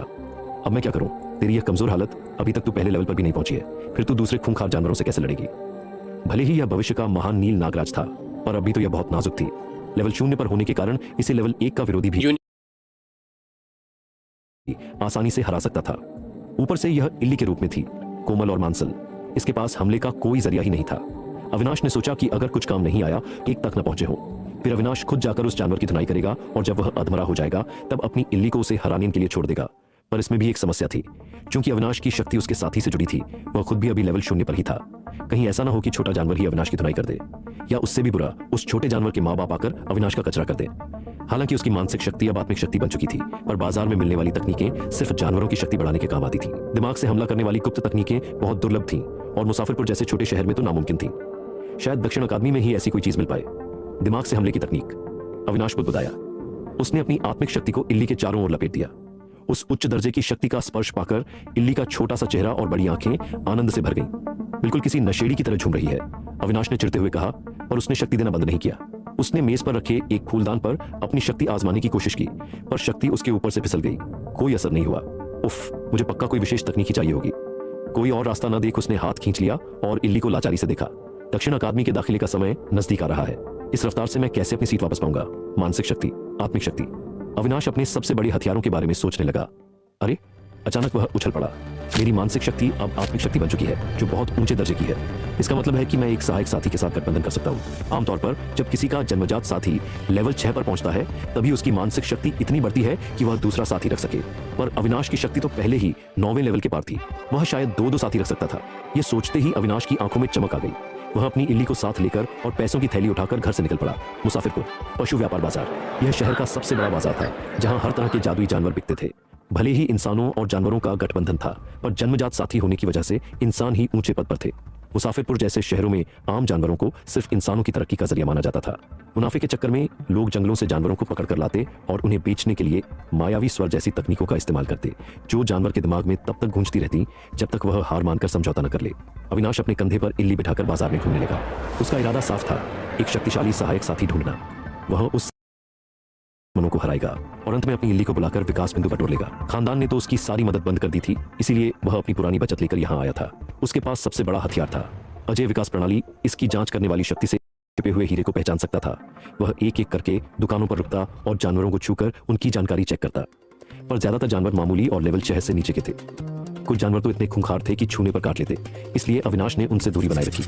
काफी देर घूमने के बाद वह और उसकी इल्ली दोनों थक गए थे। तभी एक पिंजरे में बंद जानवर ने उसका ध्यान खींचा। आमतौर पर पकड़े गए जानवर या तो बहुत हिंसक होते थे या फिर हार मानकर मुर्दा आंखों से देखते थे, पर यह जानवर चुपचाप अपने घुटने समेटे बैठा था और बड़ी शांति से सामने देख रहा था। कभी कभी उसकी आंखों में सुनहरी चमक कौंधती थी। अविनाश को दिलचस्पी हुई। वह नीचे बैठा और दुकानदार से पूछा, सेठ जी, ये छोटा सा बंदर बड़ा दिलचस्प लग रहा है, ये कौन सी प्रजाति है? दुकानदार एक लंबी दाढ़ी वाला अधेड़ आदमी था, जिसकी आंखों में एक शातिर व्यापारी की चमक थी। अरे छोटे सरकार, इस बंदर की क्या बात करूं, इसका खानदान तो बहुत ऊंचा है। दुकानदार ने अपनी आस्तीनें चढ़ाई और एक जोरदार कहानी सुनानी शुरू की। उसने बताया कि कैसे उसने इस बंदर के माँ बाप से 300 राउंड तक युद्ध किया, कैसे आसमान से लेकर जमीन तक मुकाबला हुआ और उस लड़ाई के धमाकों से आधा जंगल साफ हो गया था। उसने दावा किया कि उसने अकेले हजारों जानवरों के झुंड को रोककर मुसाफिरपुर को तबाही से बचाया था। वह खुद को शहर का सबसे बड़ा रक्षक और नायक साबित करने पर तुला था। हाँ, दुकानदार अपनी कहानी के चरम पर था जब अविनाश की हंसी ने उसका सपना तोड़ दिया। दुकानदार ने ऊपर देखा। अविनाश हाथ बांधे उसे घूर रहा था और उसके कंधे पर बैठी इल्ली भी हूबहू अपने मालिक की तरह हाथ बांधे शक भरी नजरों से उसे देख रही थी। हे दुकानदार की सियानी हंसी हंसा और चुप हो गया। सुनाओ सुनाओ, मैं सुन रहा हूँ, बड़ी मजेदार कहानी है, बिल्कुल किसी नौटंकी जैसी। अविनाश ने मुस्कुराते हुए कहा, क्या यह बंदर सच में कोई खास जीव है या दुकानदार ने उसे चूना लगाया है? ठीक है, अब मैं नाटक बंद करता हूँ। दुकानदार का चेहरा गंभीर हो गया। अपनी लंबी दाढ़ी सहलाते हुए उसने उस शांत नन्हे वानर की ओर इशारा किया और बोला, यह वानर मुझे खून पसीना बहाकर नहीं मिला, पर फिर भी मैंने इसे कई शिकारियों के चंगुल से अपनी चतुराई और फुर्ती से छीना है। अगर आप इसे चाहते हैं तो मैं आपसे सही दाम लगाऊंगा। अविनाश ने उसकी बात अनसुनी कर दी। वह नीचे झुका, पिंजरे के करीब गया और नन्हे वानर को गौर से देखने लगा। क्या मैं इसे छू सकता हूँ? काफी देर तक घूरने के बाद अविनाश ने पूछा। इस पूरे समय में उस नन्हे वानर ने कोई प्रतिक्रिया नहीं दी थी। उसने अविनाश की तरफ देखा तक नहीं, बस शांति से सामने देखता रहा, बिल्कुल स्थिर। जीव की इस बेरुखी ने अविनाश की जिज्ञासा पूरी तरह जगा दी थी। छू सकते हैं, पर एक बात साफ कर दूं, भले ही यह छोटा जीव शांत दिख रहा है, पर अगर कुछ ऊंच नीच हुई तो मेरी कोई जिम्मेदारी नहीं होगी। दुकानदार ने पहले ही अपना पल्ला झाड़ लिया ताकि बाद में कोई मुसीबत न हो। निश्चिंत रहो, अगर कुछ हुआ तो मैं तुम्हें दोष नहीं दूंगा। अविनाश ने उसे जल्दी पिंजरा खोलने का इशारा किया और वक्त बर्बाद न करने को कहा। दुकानदार ने उसे शक भरी नजरों से देखा, फिर अपनी मानसिक शक्ति का एक धागा निकाला जिससे एक विशेष चाबी बनी। उसके नियंत्रण में वह चाबी ताले के अंदर गई। एक हल्की क्लिक की आवाज हुई और दरवाजा खुल गया। यह एक अनोखा पशु ताला पिंजरा था। केवल मालिक की मानसिक शक्ति, जो एक खास चाबी के आकार में ढली हो, वही इसे खोल सकती थी। अगर पिंजरा चोरी भी हो जाए तो कोई और अंदर के जीव को आजाद नहीं कर सकता था। अविनाश ने नन्हे वानर को देखा। दरवाजा खुलने के बाद भी वह जीव चुपचाप सिमटा बैठा रहा। पिंजरे से बाहर निकलने का उसका कोई इरादा नहीं था। अविनाश ने धीरे से अपना हाथ उस स्थिर वानर की ओर बढ़ाया। जैसे ही उसकी उंगलियां उसके कोमल बालों से टकराईं, उसके दिमाग में सिस्टम का पैनल चमक उठा। अविनाश की नजरें जानकारी पर पड़ी। उसकी आंखों की पुतलियां सिकुड़ गईं और दिल जोर से धड़कने लगा। अगर उसने 2 जिंदगियां नजी होती और उसके पास मजबूत आत्मिक शक्ति न होती तो वह वहीं चला पड़ता। नस्ल पवन, पुत्र वंश, लेवल 1, दिव्य शक्ति, सर्वश्रवण। अवस्था, अपनी जन्मजात शक्ति को खुद ही बंद कर रखा है, अपनी ही दुनिया में खोया हुआ है। अविनाश के दिल में तूफान मच गया। यह तो वही महान वानर था जिसने पौराणिक कथाओं में महावीर जैसा पराक्रम दिखाया था। वह वानर जो सब कुछ सुन सकता था, सच और झूठ का फर्क जानता था और जिसे हराना लगभग नामुमकिन था। अविनाश को नहीं पता था कि इस वानर का उन पुरानी कथाओं से क्या संबंध है, पर सिस्टम का विवरण ही यह बताने के लिए काफी था कि यह जीव असाधारण है। ऊपर से इसने लेवल 1 पर ही अपनी दिव्य शक्ति जागृत कर ली थी, जो उस काल भैरव खरगोश से भी ज्यादा प्रभावशाली था, जिसे शक्ति पाने के लिए 3 लेवल की जरूरत पड़ी थी। अविनाश को वानर को सहलाते हुए पत्थर जैसा खड़ा देख दुकानदार ने उसे धक्का दिया। अरे क्या हुआ? ऐसे खड़े हो गए जैसे कोई काट मार गया हो। उस धक्के ने अविनाश को ख्यालों से बाहर निकाला। उसने तुरंत खुद को संभाला और एक मंजे हुए कलाकार की तरह हाथ पीछे खींचते हुए शांति से कहा, यह वानर इतना शांत है कि मैं बस इसे देखता रह गया। दुकानदार का शक थोड़ा कम हुआ। उसने बात आगे बढ़ाई, तो फिर क्या ख्याल है? मेरा यह वानर बहुत उम्दा है, पसंद आया। 2 हरी रत्न दो और यह तुम्हारा हुआ। अविनाश मुस्कुराया। क्या तुम मुझे मूर्ख समझते हो? यह वानर सूखा हुआ है और साफ दिख रहा है कि लेवल 1 का है। अगर यह बच्चा है तो लेवल 1 पर होना इसे एक मामूली जानवर बनाता है, और अगर यह बड़ा है। वह रुका और दुकानदार की आंखों में देखते हुए बोला, तो एक जवान जानवर जो लेवल 1 पर ही अटका है, उसके लिए तुम 2 हरे रत्न मांग रहे हो? दुकानदार थोड़ा शर्मिंदा हुआ। उसने भारी कीमत इसलिए मांगी थी ताकि अमीर दिखने वाले लड़के को ठग सके। असल में यह वानर उसे जंगल में पड़ा हुआ मिला था। दूसरों को इसमें कोई दम नहीं लगा और यह छोटा सा था, इसलिए किसी ने दिलचस्पी नहीं दिखाई। लगता है तुम खिलाड़ी आदमी हो। डीठ दुकानदार ने अब रोने वाला चेहरा बनाया। तो फिर एक हरा रत्न दे दो। जंगल से इसे लाना आसान नहीं था। 100 सफेद रत्न, अविनाश ने मुस्कुराहट के साथ कहा। क्या? दुकानदार उछल पड़ा। एक हरा रत्न 100 सफेद रत्नों के बराबर? यह मोलभाव नहीं, दान मांगना था। अविनाश ने इत्मीनान से अपनी बात रखी। तुम्हारा यह वानर तुम्हें मुफ्त में मिला है। इसमें कोई शक्ति नहीं है और यह आवाज तक नहीं करता। इसे खरीद कर कोई क्या करेगा? इसे कोई सहायक साथी भी नहीं बनाना चाहेगा। मुझ जैसा कोई शौकीन ही होगा जो इस पर पैसे फेंकेगा। क्या किसी और को देखा तुमने इसके लिए बोली लगाते हुए? दुकानदार मजबूर था। अविनाश की बात सच थी। बाजार में लोग लड़ने वाले साथी ढूंढते थे और यह वानर तो बस चुपचाप बैठा रहता था। फिर भी 100 रत्न बहुत कम है। मेरी दुकान का किराया ही एक सफेद रत्न है। दुकानदार ने आह भरी। चलो, तुम्हारी हालत देखकर 10 सफेद रत्न और दे देता हूँ। ये लो। अविनाश ने 10 और रत्न गिने और दुकान पर रख दिए। दुकानदार का दिल खुशी से नाच उठा, पर उसने चेहरा फिर भी दुखी बनाए रखा। 10 अभी भी बहुत। अविनाश ठंडी हंसी हंसा, अपने रत्न उठाए और जाने के लिए मुड़ा। अरे अरे रुको तो सही। दुकानदार ने अविनाश को पकड़ा और उसके हाथ पर हाथ रख दिया। मैंने ना नहीं कहा। चलो 10 ही सही, सौदा पक्का। उसने झट से वानर को बाहर निकाला, उसे अविनाश की गोद में थमाया और रत्नों को झपट लिया। बहुत शुक्रिया सेठ जी। अविनाश नन्हे वानर को थामे आगे बढ़ा। कुछ कदम चलकर वह रुका और पीछे मुड़कर देखा। आज जो हुआ वह इस पूरे महाद्वीप के लिए एक ऐतिहासिक पल बन सकता है, उसने कहा और तेजी से आगे बढ़ गया। दुकानदार भौचक्का रह गया। क्या यह जीव सच में कोई दिव्य पशु था?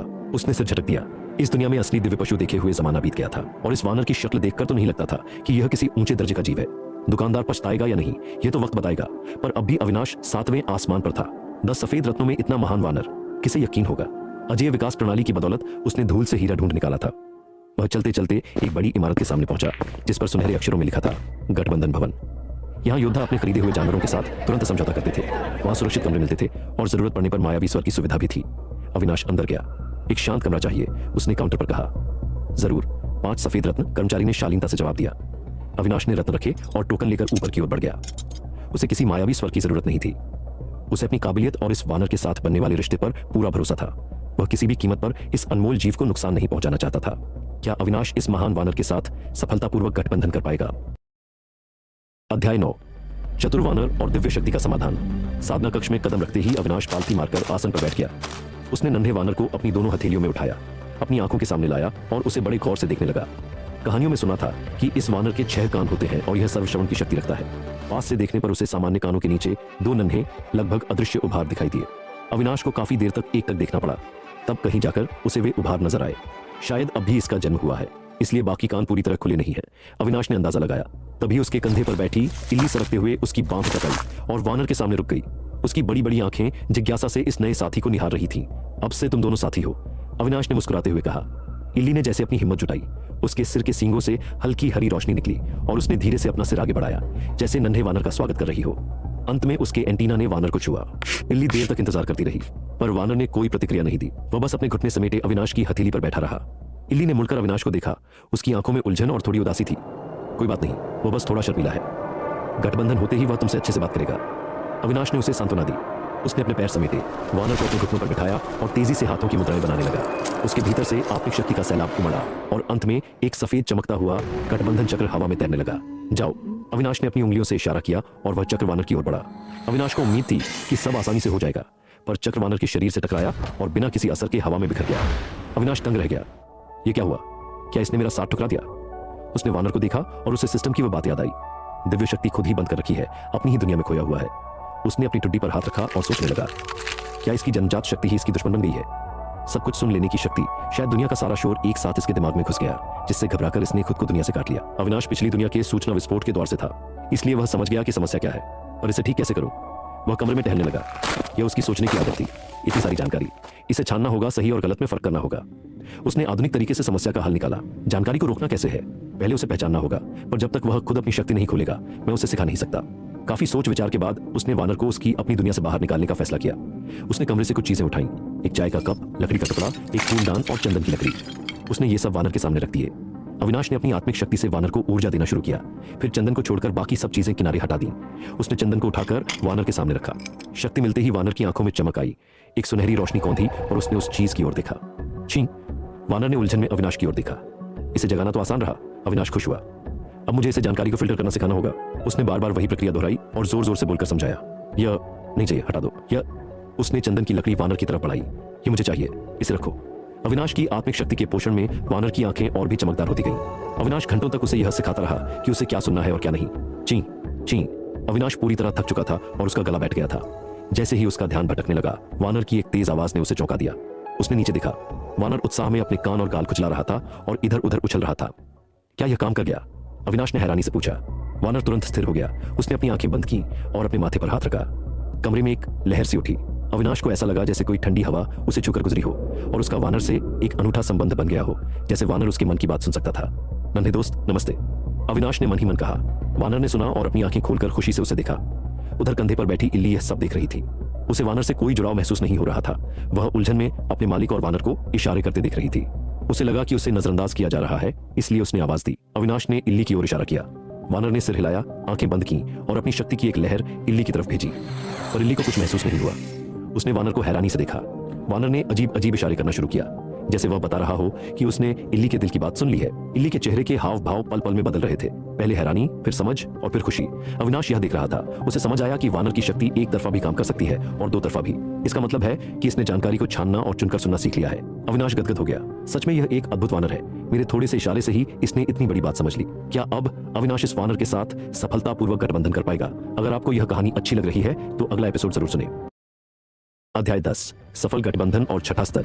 अविनाश को यह देखकर बहुत सुकून मिला कि उसकी इल्ली और वह नन्हा वानर काफी देर से एक ऐसी भाषा में संवाद कर रहे थे जिसे वह खुद समझ नहीं पा रहा था। इल्ली कभी अपने एंटीना हिलाती तो कभी वानर अपनी आंखों से इशारे करता। ये दोनों भविष्य में उसके सबसे बड़े मददगार बनने वाले थे, इसलिए उनके बीच एक मजबूत और गहरी दोस्ती होना बहुत जरूरी था। ठीक है दोस्तों, अब यह गपशप बंद करो। अभी हमें एक बहुत जरूरी काम पूरा करना है। समय तेजी से निकलता जा रहा था और वे दोनों अब भी अपनी ही आवाजों और इशारों में मग्न थे। अविनाश ने उन्हें सही समय पर रोका। आखिर अभी तक उस वानर के साथ उसका गठबंधन औपचारिक रूप से सफल नहीं हुआ था और वह इसे और टालना नहीं चाहता था। नन्हे दोस्त, क्या तुम मेरे साथ गठबंधन करने के लिए तैयार हो? अविनाश ने धड़कते दिल और चेहरे पर थोड़ी घबराहट के साथ वानर से पूछा। भले ही उसने वानर की दिव्य शक्ति से जुड़ी समस्या सुलझा दी थी, पर उसे अब भी पक्का यकीन नहीं था कि वह वानर उसके साथ समझौता करने के लिए राजी होगा या नहीं। अगर वह राजी नहीं होता तो अविनाश को एक लंबी लड़ाई के लिए तैयार रहना पड़ता। उसे हफ्तों तक वानर की सेवा करनी पड़ती और भावनाओं के जरिए उसे अपना बनाने की कोशिश करनी पड़ती। क्योंकि दक्षिण अकादमी में दाखिले का समय नजदीक आ रहा था, उसके पास समय की बहुत कमी थी।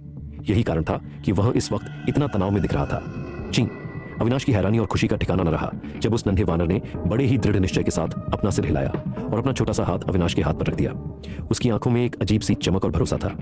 अविनाश दंग रह गया। उसने उम्मीद नहीं की थी कि यह फैसला इतनी जल्दी हो जाएगा। उसे लगा कि शायद दुनिया भर के फालतू शोर से परेशान होने की वजह से यह वानर खुद भी अब एक सुरक्षित ठिकाने और साथी की तलाश में था। प्रकृति की इस अनोखी रचना के पास शायद कोई मार्गदर्शन नहीं था, इसीलिए इसे नहीं पता था कि बाहरी दुनिया के शोर को कैसे छाना जाए। अविनाश ने वानर को देखते हुए सोचा, खैर अब सब ठीक था, प्रक्रिया तुरंत शुरू की जा सकती थी। अविनाश पालथी मारकर बैठ गया। वानर को अपनी गोद में लिया, विशेष मुद्राएं बनाने लगा। जल्द ही एक चमकता हुआ गठबंधन चक्र प्रकट हुआ और उसने वानर को ऊपर से नीचे तक घेर लिया। इस बार वानर ने डरे बिना अपनी बाहें फैला दी और खुशी खुशी उस जादुई शक्ति को स्वीकार किया। अचानक अविनाश को महसूस हुआ कि उसकी आत्मिक शक्ति बेकाबू होकर उसके भीतर से खिंचने लगी है। वह उसके आत्मसागर से निकलकर तेजी से वानर के शरीर में समाने लगी। रफ्तार इतनी भयानक थी कि अविनाश की आंखों के सामने अंधेरा छाने लगा। यह क्या हो रहा है? एक सहायक साथी के साथ जुड़ने में इतनी ऊर्जा तो कभी खर्च नहीं होती। आमतौर पर लेवल 6 के बाद ही कोई दूसरा साथी रख सकता है, क्योंकि तब तक मानसिक शक्ति बढ़ जाती है। अगर हर किसी को इतनी भारी आत्मिक शक्ति की जरूरत पड़ती तो इस महाद्वीप पर कोई भी योद्धा कभी दूसरा साथी नहीं बना पाता। पर अविनाश भूल गया था कि यह वानर कोई साधारण जीव नहीं, बल्कि साक्षात पवन पुत्र के वंश का इकलौता प्राणी था। अगर अविनाश की मानसिक शक्ति पहले ही आत्मिक शक्ति में न बदली होती तो वह उसी पल पूरी तरह निचोड़ लिया जाता। वह दर्द से दांत पीसकर डटा रहा। अंत में जब उसे लगा कि उसका आत्मसागर पूरी तरह सूखने वाला है, उसके दिमाग में एक जोरदार धमाका हुआ। धम! गठबंधन पूरा हो चुका था। एक अदृश्य रूहानी धागे ने उन दोनों को हमेशा के लिए जोड़ दिया था। अविनाश का चेहरा पीला पड़ गया था, पर उसके चेहरे पर एक सुकून भरी मुस्कान थी। तभी उसके दिमाग में एक और गूंज सुनाई दी, गठबंधन सफल, आपका स्तर एक पायदान बढ़ गया है, नई दिव्य शक्ति प्राप्त हुई, सर्व श्रवण। तुरंत उसके शरीर से एक सुनहरी रोशनी फूटी जिसने उसकी शारीरिक क्षमता और आत्मिक शक्ति को कई गुना बढ़ा दिया। पर इसके तुरंत बाद मुसाफिरपुर के हजारों लोगों की आवाजें, जानवरों की चीखें और यहां तक कि कमरे में रखे सामान की कंपन भी उसके दिमाग में एक साथ घुसने लगी। उसका दिमाग फटने को तैयार था। इस जबरदस्त मानसिक दबाव को वह झेल नहीं पाया और वहीं बेहोश होकर गिर पड़ा। उसकी इल्ली भी रोशनी बनकर वापस उसके भीतर समा गई। जब अविनाश की आंखें खुली तो उसने अपने कमरे के जाने पहचाने पर्दे देखे। पास ही एक नौकरानी उसे पंखा झेल रही थी। छोटे सरकार, आप जाग गए। नौकरानी ने राहत की सांस ली। अविनाश उलझन में था। उसे सिर्फ गठबंधन का समय याद था। मैं यहाँ कैसे पहुंचा? हुजूर, आप 2 दिन पहले गठबंधन भवन में बेहोश हो गए थे। जब समय खत्म होने पर भी आप बाहर नहीं आए तो कर्मचारियों ने कमरा खोला और आपको जमीन पर पड़ा पाया। कोई आपको पहचान गया और पालकी में यहाँ पहुंचा दिया। अविनाश झटके से उठकर बैठा। मेरा वह वानर कहाँ है? वह पास ही सो रहा है। नौकरानी ने मखमल के एक छोटे से बिस्तर की ओर इशारा किया। हुजूर, वह छोटा सा जीव बड़ा वफादार है। उसने एक पल के लिए भी आपका साथ नहीं छोड़ा। जब आपको यहाँ लाया गया तो वह किसी को आपको हाथ तक नहीं लगाने दे रहा था। जब मैंने उसे प्यार से पुचकारा और समझाया कि हम आपका इलाज करेंगे, तब कहीं जाकर उसने हमें पास आने दिया। नौकरानी ने प्यार से वानर की ओर देखा। पिछले 2 दिनों से वह बिना सोए आपकी रखवाली कर रहा था। अभी कुछ देर पहले ही उसकी हिम्मत जवाब दे गई और वह सो गया। अविनाश का दिल भर आया। उसने उस वानर को अपनी इल्ली के बराबर का दर्जा दे दिया। तभी नौकरानी ने हिचकिचाते हुए कहा, हुजूर, पूरे महल में खबर फैल गई है कि आप अपनी औकात से बाहर जाकर किसी खूंखार जानवर से जुड़ने की कोशिश में अपनी जान जोखिम में डाल बैठे। लोग तरह तरह की बातें बना रहे हैं। अविनाश ने हाथ हिलाकर उसे चुप करा दिया। लोग क्या कहते हैं इसकी फिक्र मत करो, मेरे पास अपनी योजना है। उसने नौकरानी को आराम करने के लिए भेज दिया और बिस्तर से नीचे उतरा। उसने उस सोते हुए नन्हे वानर को परेशान नहीं किया और सीधे अपने दिमाग में चल रहे सिस्टम की ओर ध्यान लगाया। उसे देखना था कि आखिर उसका लेवल कैसे बढ़ गया और इस सर्व श्रवण शक्ति का उसे क्या फायदा मिलने वाला है। क्या अविनाश अब अपनी नई शक्तियों के साथ लोहानी खानदान में फिर उठा? उसने सबसे पहले अपनी खुद की जानकारी पर नजर डाली।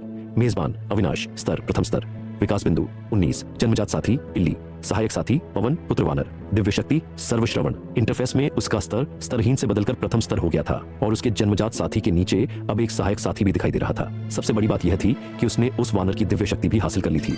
अविनाश के माथे पर सिलवटें पड़ गईं। दिव्य पशु लोक के इतिहास में ऐसा कभी नहीं सुना गया था कि किसी सहायक साथी के साथ गठबंधन करने से योद्धा का खुद का स्तर बढ़ जाए।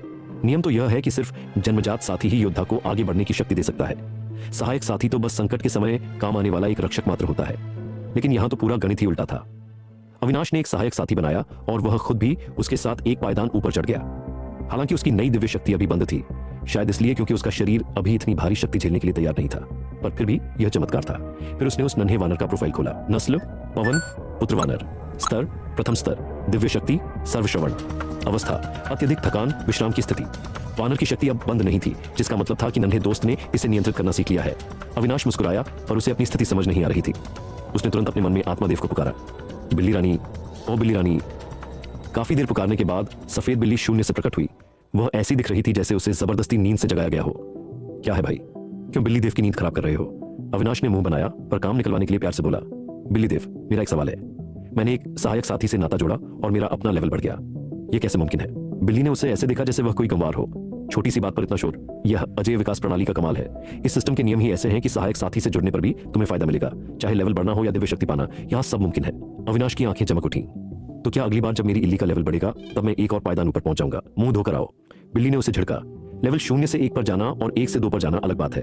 बराबर तरक्की का नियम बुनियादी है, वह नहीं बदलेगा। लेकिन हाँ, जब तुम्हारी इल्ली पहले लेवल पर पहुंचेगी तो तुम्हें एक जबरदस्त बूस्ट मिलेगा। तुम लेवल 2 पर तो नहीं पहुंचोगे, पर तुम पहले लेवल के सबसे शक्तिशाली योद्धा बन जाओगे। अविनाश ने नाक से कोड़ी। पहले लेवल का राजा बनकर क्या करूंगा? लेवल 2 वाला तो फिर भी मुझे मसल देगा। बुद्धू, बिल्ली चिल्लाई, तुम्हारे पास एक अतिरिक्त साथी है। तुम दूसरों से कई गुना ताकतवर हो। तुम्हारी आत्मिक शक्ति 9वें लेवल के पार है। तुम कई और साथी बना सकते हो। अगर तुम सही साथियों का चुनाव करो तो तुम अपने से ऊंचे लेवल वाले योद्धाओं को धूल चटा सकते हो। अविनाश ने शांति से बिल्ली की पूरी बात सुनी। बिल्ली ने समझाया कि इस दुनिया में योद्धाओं को 3 श्रेणियों में बांटा गया है, प्रतिभाशाली, कुलीन और महाप्रतिभाशाली। जीनियस वो होते हैं जो दुनिया के बड़े मठों या हजारों साल पुराने खानदानों में पैदा होते हैं। तो क्या मैं एक जीनियस हूँ? अविनाश ने गर्व से पूछा। अभी तो तुम कुलीन की श्रेणी को भी मुश्किल से छू रहे हो। बिल्ली ने उसे ठिठोली में चिढ़ाया। इसलिए घमंड छोड़ो और काम पर ध्यान दो। यह सिस्टम तुम्हें जीनियस से भी ऊपर ले जा सकता है। बस ज्यादा से ज्यादा साथी बनाओ, उनसे खुद को मजबूत करो और फिर अपनी इल्ली का विकास तेजी से करो। अविनाश समझ गया, यह एक चक्र जैसा था। नए साथी बनाओ, खुद को ताकतवर करो और फिर उस ताकत से अपनी इल्ली को नंबर 1 बनाओ। बिल्ली ने उत्सुकता से पूछा, वैसे तुमने किस जानवर से नाता जोड़ा है? साधारण जानवर के लिए तो इतनी शक्ति खर्च नहीं होनी चाहिए थी। अविनाश ने ईमानदारी से जवाब दिया, पवन पुत्र वानर। क्या उस वानर का वंश पवन पुत्र है? वही दुष्ट। जैसे ही अविनाश ने पवन पुत्र वानर का नाम लिया, बिल्ली देव के रोएं खड़े हो गए और वह चिढ़कर ऊपर नीचे कूदने लगी। क्या तुम इस वानर वंश को जानते हो? अविनाश हैरान रह गया। कायदे से तो यह वानर दुनिया में अपनी तरह का इकलौता था और नन्हा शेरू तो अभी पैदा ही हुआ था। फिर यह बिल्ली उसे कैसे जान सकती थी? क्या यह वानर किसी पुराने राक्षस का पुनर्जन्म है? अविनाश ने मन ही मन अंदाजा लगाया। हैं? बिल्ली देव ने अपनी यादों को खंगाला पर उसे सिर्फ इस वंश के बारे में जानकारी मिली। साथ बिताए किसी समय की याद नहीं। और न जाने क्यों इस नाम को सुनते ही उसे घबराहट क्यों हो रही थी। बिल्ली देव भी उलझन में पड़ गई। अपना पंजा चाटते हुए उसने उन ख्यालों को झटक दिया और अविनाश की ओर देखकर आह भरी, मैं इसे नहीं जानती, पर मुझे कभी कभी शक होता है कि तुम्हारी सबसे बड़ी ताकत तुम्हारी किस्मत है। सोचो तो सही, तुम्हें साक्षात प्रकृति की अनूठी रचना पवन पुत्र वानर मिल गया। अविनाश ने गर्व से सिर हिलाया। उसकी किस्मत हमेशा से ही जबरदस्त रही थी। तो क्या तुम्हें इसकी दिव्य शक्ति भी मिल गई? बिल्ली देव ने पूछा। अविनाश के हाँ कहते ही वह हंसकर बोली, वही जन्मजात शक्ति, सर्व श्रवण। अविनाश ने फिर से सिर हिलाया, पर इस बार उसके चेहरे पर थोड़ी शिकन थी। हाँ हाँ, बिल्ली देव ठहाका मारकर हंसी। अगर सही से इस्तेमाल किया जाए तो सर्व श्रवण दुनिया की सबसे ताकतवर सहायक शक्ति है, पर बदकिस्मती से इसे काबू करना लोहे के चने चबाने जैसा है। अविनाश ने फीकी मुस्कान दी। भले ही उसने नन्हे शेरू को यह शक्ति इस्तेमाल करना सिखाया था, पर इसका मतलब यह नहीं था कि वह खुद इसमें माहिर हो गया था। यह देखकर कि बिल्ली देव इस वानर के बारे में बहुत कुछ जानती है, अविनाश उसे मक्खन लगाने लगा। मुझे पता था कि हमारे बिल्ली देव सर्वज्ञानी और अंतर्यामी है। पाताल से लेकर आकाश तक ऐसा कुछ नहीं जो आप न जानते हो। आप तो दुनिया के सबसे बड़े ज्ञानी है। बिल्ली देव इस तारीफ से फूलकर कुप्पा हो गई और जैसे ही वह कुछ सलाह देने वाली थी, उसका शरीर धुंधला हुआ और वह पलक झपकते ही गायब हो गई। दत्त तेरे की सारी मेहनत बेकार गई। अविनाश अवाक रह गया। ऐसा लगा जैसे आज बिल्ली देव का समय पहले से भी कम था। सिस्टम से बाहर आकर अविनाश बिस्तर से उठा। नन्हा शेरू अभी भी गहरी नींद में था, इसलिए उसने उसे जगाया नहीं और दबे पांव कमरे से बाहर निकल गया। बाहर सूरज तेजी से चमक रहा था। अविनाश आंगन में आया, अपनी आंखें बंद की और आसपास की हर चीज को महसूस करने की कोशिश की। हवा का एक झोंका चला, टहनियां हिली और पत्तों में सरसराहट हुई। अविनाश की आत्मिक शक्ति पल भर में पूरे आंगन में फैल गई। अचानक उसे हवा का रास्ता, फूलों का खिलना और पत्तों का गिरना सब दिखाई देने लगा। अलग अलग गंध और ऊर्जाएं उसकी तरफ बढ़ी, पर वह एक एक करके उन्हें चुन सकता था। उस पेड़ की भावनाएं, उस फूल के खिलने की खुशी और गिरते हुए पत्ते की वह शिकायत कि पेड़ ने उसे थाम कर नहीं रखा। उसने बंद आंखों से यह सब देखा। तो यह है सर्व श्रवण। अविनाश खुशी से भर उठा। उसे ऐसा लगा जैसे वह पूरी प्रकृति की भावनाओं को महसूस कर रहा है। उसकी आत्मा जैसे शरीर छोड़कर ऊंची उड़ने लगी और अंत में उसने पूरे विशाल महाद्वीप को ऊपर से देखा। जब उसकी आत्मा वापस शरीर में लौटी तो उसे लगा जैसे वह पूरी तरह शुद्ध हो गया हो। सिस्टम चेक करने पर पता चला कि उसकी दिव्य शक्ति पर लगा लॉक हट चुका था। मैं सच में एक जीनियस हूँ। उसने खुद की पीठ थपथपाई। तभी नन्हा शेरू जाग गया। अविनाश को देखते ही वह उछलने कूदने लगा। हाँ हाँ, तुमने बहुत मेहनत की है शेरू, अविनाश ने उसे सहलाते हुए कहा। अब वक्त है तेरा लेवल बढ़ाने का। अविनाश के पास अभी भी 19 विकास बिंदु थे। उसने सिस्टम खोला और बिंदु शेरू पर इस्तेमाल किए।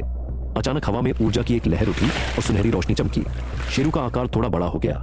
वह लेवल 1 से लेवल 2 पर पहुंच गया। इसके साथ ही अविनाश भी लेवल 2 पर पहुंच गया और उसकी शारीरिक ताकत बढ़ गई। एक बार और अविनाश ने कंजूसी नहीं की और फिर से बिंदु डाले। धम, वो लेवल 3 पर पहुंच गया। इसी पल एक अद्भुत नजारा दिखा। शेरू के चारों ओर सुनहरी रोशनी फैल गई और उसके शरीर से अनगिनत वानरों की छायाएं निकलने लगी। हर छाया मुक्केबाजी की कोई मुद्रा बना रही थी। कोई पहाड़ों को तोड़ रही थी, कोई समुद्र को चीर रही थी, तो कोई आसमान को हिला रही थी। अविनाश दंग रह गया। यह कौन सी युद्ध कला थी? इसका अर्थ कितना गहरा था? अंत में वे सारी छायाएं शेरू के पीछे एक विशाल परछाई में सिमट गईं। शेरू ने एक सीधा मुक्का मारा, पर अविनाश की आंखों में वह सिर्फ एक मुक्का नहीं बल्कि पूरी दुनिया का दबाव था। शो। शेरू ने आंखें खोली और उसकी आंखों से निकली सुनहरी चमक ने सामने रखी कुर्सी को पल भर में राख कर दिया। कितना शक्तिशाली है यह! अविनाश की आंखें फटी की फटी रह गईं। शेरू जितना मजबूत होता, अविनाश की ताकत उतनी ही बढ़ती। तभी शेरू खड़ा हुआ और उसके पीछे की विशाल परछाई भी ऊपर उठी। एक ऐसी दबंग और अजय ऊर्जा निकली जिसने लेवल 2 के अविनाश को भी दीवार से सटा दिया। वह ऊर्जा पूरे आंगन से होती हुई पूरे लोहानी महल में फैल गई। दहाड़। एक साधना कक्ष में लोहानी खानदान के मुखिया लोकेश लोहानी ने अचानक आंखें खोली। उनके सामने उनका जन्मजात साथी नीलचंद्र भेड़िया बेचैनी में गुर्रा रहा था और उसकी लाल आंखें बाहर की ओर टिकी थीं। कितनी दबंग ऊर्जा है यह! लोकेश ने भी उसे महसूस किया। यह एक अजय, आसमान चीर देने वाली शक्ति थी। कौन सा महान योद्धा हमारे लोहानी महल के ऊपर से गुजर रहा है? कृपया दर्शन दे। लोकेश पलक झपकते ही महल के ऊपर हवा में पहुंच गया। मुसाफिरपुर में कभी इस स्तर का योद्धा नहीं देखा गया था। लोकेश ने सम्मान में सिर झुकाकर आवाज दी, पर वह ऊर्जा जितनी तेजी से आई थी उतनी ही तेजी से गायब हो गई। लोकेश ने अपनी पूरी शक्ति लगाकर जांच की, पर उसे कुछ नहीं मिला। वह उलझन में वापस नीचे उतरा। उसे बड़े बुजुर्गों से इस बारे में बात करनी थी। इधर छोटे आंगन में अविनाश ने देखा कि शेरू के पीछे की वह विशाल परछाई वापस उसके नन्हे शरीर में समा गई है। शेरू ने अविनाश को इशारा किया और फिर बेहोश हो गया। वह वापस एक मामूली नन्हे वानर जैसा दिखने लगा। सर्व श्रवण शक्ति होने के कारण अविनाश समझ गया कि शेरू क्या कहना चाहता था। उसे अपनी नई शक्ति को पचाने के लिए समय चाहिए था और अभी उसका लेवल और नहीं बढ़ाना चाहिए था। अविनाश ने बड़े प्यार से शेरू को उसके बिस्तर पर लिटाया और फिर सिस्टम में उसकी जानकारी चेक की। बाप रे! क्या शेरू की इस नई शक्ति से लोहानी खानदान में खलबली मच जाएगी? क्या आप अगला अध्याय देखना चाहेंगे? अविनाश ने अपने दिमाग में सिस्टम खोला और सहायक साथी वाले कॉलम को देखा। नस्ल पवन पुत्र वानर, लेवल 3, दिव्य शक्ति सर्वश्रवण कालजयी महामुक्का। अवस्था कालजयी महामुक्के के रहस्य को समझ रहा है। अविनाश ने इस नई शक्ति के विवरण पर क्लिक किया। पवन पुत्र, वानर के रक्त में छिपा एक अजेय मुक्का। यह वानर न आकाश से डरता है, न धरती से, और न ही हजारों देवी देवताओं के आगे झुकता है। वह सिर्फ स्वयं पर विश्वास करता है। यह मुक्का पहाड़ों को चूर कर सकता है, ब्रह्मांड को हिला सकता है और समय की धाराओं को मोड़ सकता है। उस शक्ति के प्रभाव को देखते ही अविनाश की आंखों के सामने एक दृश्य उभरा। एक निडर वानर अकेला हजारों योद्धाओं और देवताओं के सामने खड़ा है। पूरी दुनिया उसके खिलाफ है, फिर भी वह एक साधारण सा सीधा मुक्का मारता है और सब कुछ धुआं धुआं हो जाता है। क्या गजब की शक्ति है! अविनाश रोमांचित हो उठा। उसे थोड़ा अफसोस भी हुआ कि वह खुद यह मुक्का नहीं सीख सकता, क्योंकि यह वानर के खून में बसी शक्ति थी। जब नन्हा शेरू सो रहा था, अविनाश ने दोपहर का खाना खाया और फिर उसे गोद में लेकर घर से निकल पड़ा। उसे अपने नए चेले शेरू और पुराने दोस्त बलवान से मिलना था, वरना वे सोचेंगे कि अविनाश उन्हें भूल गया है। अविनाश ऊंचे हौसलों के साथ सड़क पर चल रहा था। वह भविष्य के सपने देख रहा था कि कैसे वह और उसका वानर पूरी दुनिया पर राज करेंगे। तभी उसने देखा कि सफेद गली के मोड़ पर भारी भीड़ जमा है और बीच से किसी के चिल्लाने की आवाज आ रही है। तुझे सबक सिखाऊंगा मेरे कपड़े गंदे करने के लिए, तुझे मजा चखाऊंगा मेरी शान में गुस्ताखी करने के लिए, बड़ा हीरो बनता है। ये क्या तमाशा है? अविनाश ने तेजी से भीड़ को चीरा। बीच में दो हट्टे कट्टे पहलवानों ने दो लोगों को जमीन पर दबोच रखा था। एक घमंडी लड़का उनके सिर पर पैर रखकर खड़ा था। पास ही एक खरगोश और एक सूअर एक विशाल अजगर से जान बचाने की कोशिश कर रहे थे। जैसे ही अविनाश ने जमीन पर दबे उन दो चेहरों को देखा, उसका खून खौल उठा। उसने जोर से पैर जमीन पर पटका और एक छलांग लगाते हुए उन पहलवानों पर टूट पड़ा। दूर हटो! अविनाश ने एक साथ दोनों को ऐसी लात मारी कि वे सीधा पीछे के घरों की दीवारों से जा टकराए। अविनाश स्थिर खड़ा हो गया। उसकी आंखें उस चिल्लाने वाले लड़के पर टिकी थीं। विक्रम, क्या तुझे अपनी जान प्यारी नहीं है? उसकी आवाज इतनी ठंडी थी कि सुनने वाले के रोंगटे खड़े हो जाएं। मैं नहीं। विक्रम, जो अभी शेर बन रहा था, अविनाश को देखते ही भीगी बिल्ली बन गया और कांपने लगा। अगर नहीं तो तूने अभी तक अपना गंदा पैर इनके सिर से हटाया क्यों नहीं? अविनाश एक कदम और आगे बढ़ा। विक्रम किसी कठपुतली की तरह झट से पीछे हट गया। अविनाश ने जमीन से अपने दोनों दोस्तों शेरू और बलवान को उठाया। उनके चेहरे सूजे हुए थे और कपड़े फटे हुए थे। खरगोश और सूअर अभी भी उस अजगर से लड़ रहे थे, पर अजगर उनके साथ सिर्फ खेल रहा था। ताकत का अंतर बहुत ज्यादा था। शेरू और बलवान ने बिना कुछ कहे अपने साथियों को वापस बुलाने की कोशिश की, पर उनके जानवर वापस नहीं आए। वे अपने मालिकों पर चिल्लाने लगे और अजगर की तरफ दोबारा लपके। मालिक का अपमान तो जानवर का बलिदान। भीड़ में खड़ा एक सफेद दाढ़ी वाला बुजुर्ग बोल पड़ा। ये जानवर अपने मालिकों की बेइज्जती बर्दाश्त नहीं कर पा रहे हैं। इनका स्वाभिमान इन्हें वापस लौटने नहीं दे रहा। बुजुर्ग ने बताया कि कैसे सालों पहले उन्होंने एक महान योद्धा को देखा था, जिसका जानवर अपने मालिक के अपमान पर पागल हो गया था और मरते दम तक लड़ा था। उस दिन वहां मौजूद सबसे बड़ा नाम था अजेय सम्राट नकुल। भीड़ में सम्राट नकुल का नाम सुनते ही चर्चा शुरू हो गई, पर अविनाश का ध्यान अपने दोस्तों पर था। खरगोश और सूअर लहूलुहान हो चुके थे। शेरू, बलवान, इन्हें वापस बुला लो, इन्हें और चोट मत लगने दो, अविनाश ने भारी आवाज में कहा। आखिरकार बार बार पुकारने पर वे दोनों छोटे जानवर वापस लौट आए। शेरू और बलवान रोते हुए अपने साथियों के जख्मों को सहलाने लगे। उधर विक्रम के दोनों पहलवान वापस उसके पास आ गए थे और वह अजगर के पीछे छिप गया था। अविनाश ने कांपते हुए विक्रम की ओर देखा। यहां असल में हुआ क्या है? वही सफेद दाढ़ी वाले बुजुर्ग फिर बोले, बेटा, ये विक्रम एक बेचारी लड़की को जबरदस्ती अपने साथ ले जा रहा था। इन दोनों लड़कों ने उसे रोका और धक्का दिया, जिससे यह मुंह के बल गिर पड़ा। बस फिर इसने अपने गुंडों से इन पर हमला करवा दिया।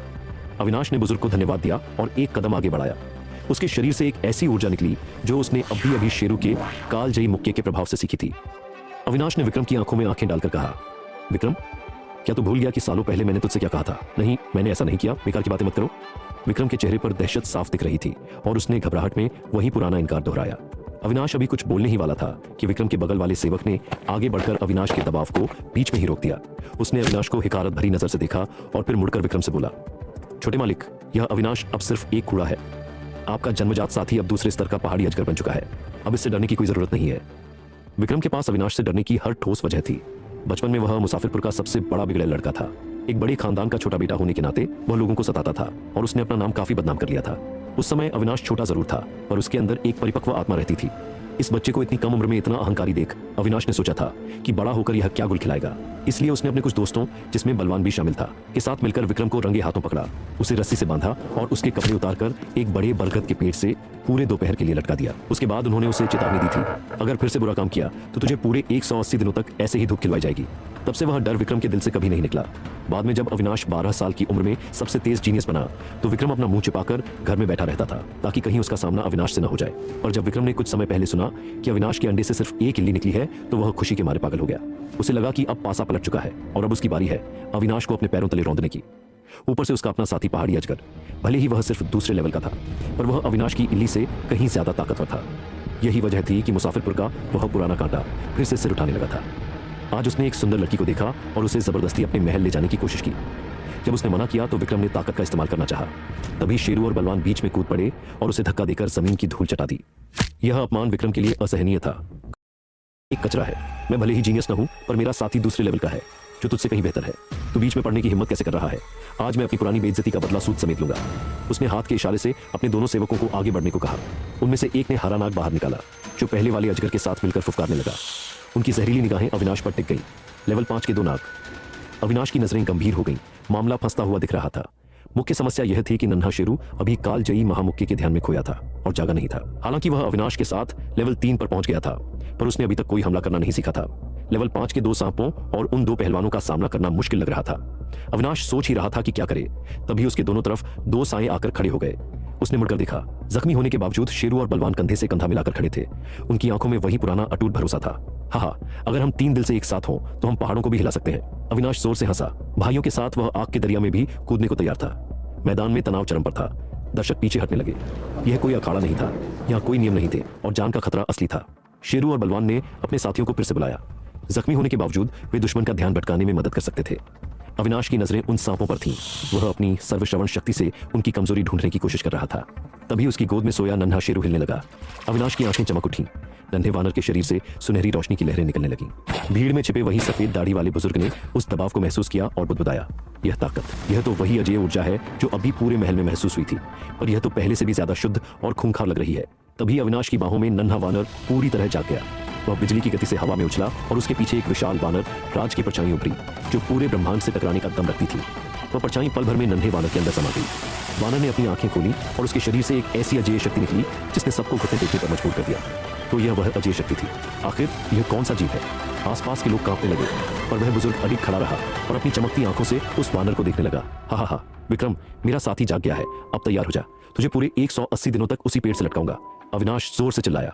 नन्हा शेरू अब पूरी तरह तैयार था और उसने कालजयी महामुक्के के रहस्य को बचा लिया था। अगर लेवल 3 का यह वानर लेवल 5 के 2 सांपों को धूल नहीं चटा पाया तो इस अजय कला का नाम ही बेकार था।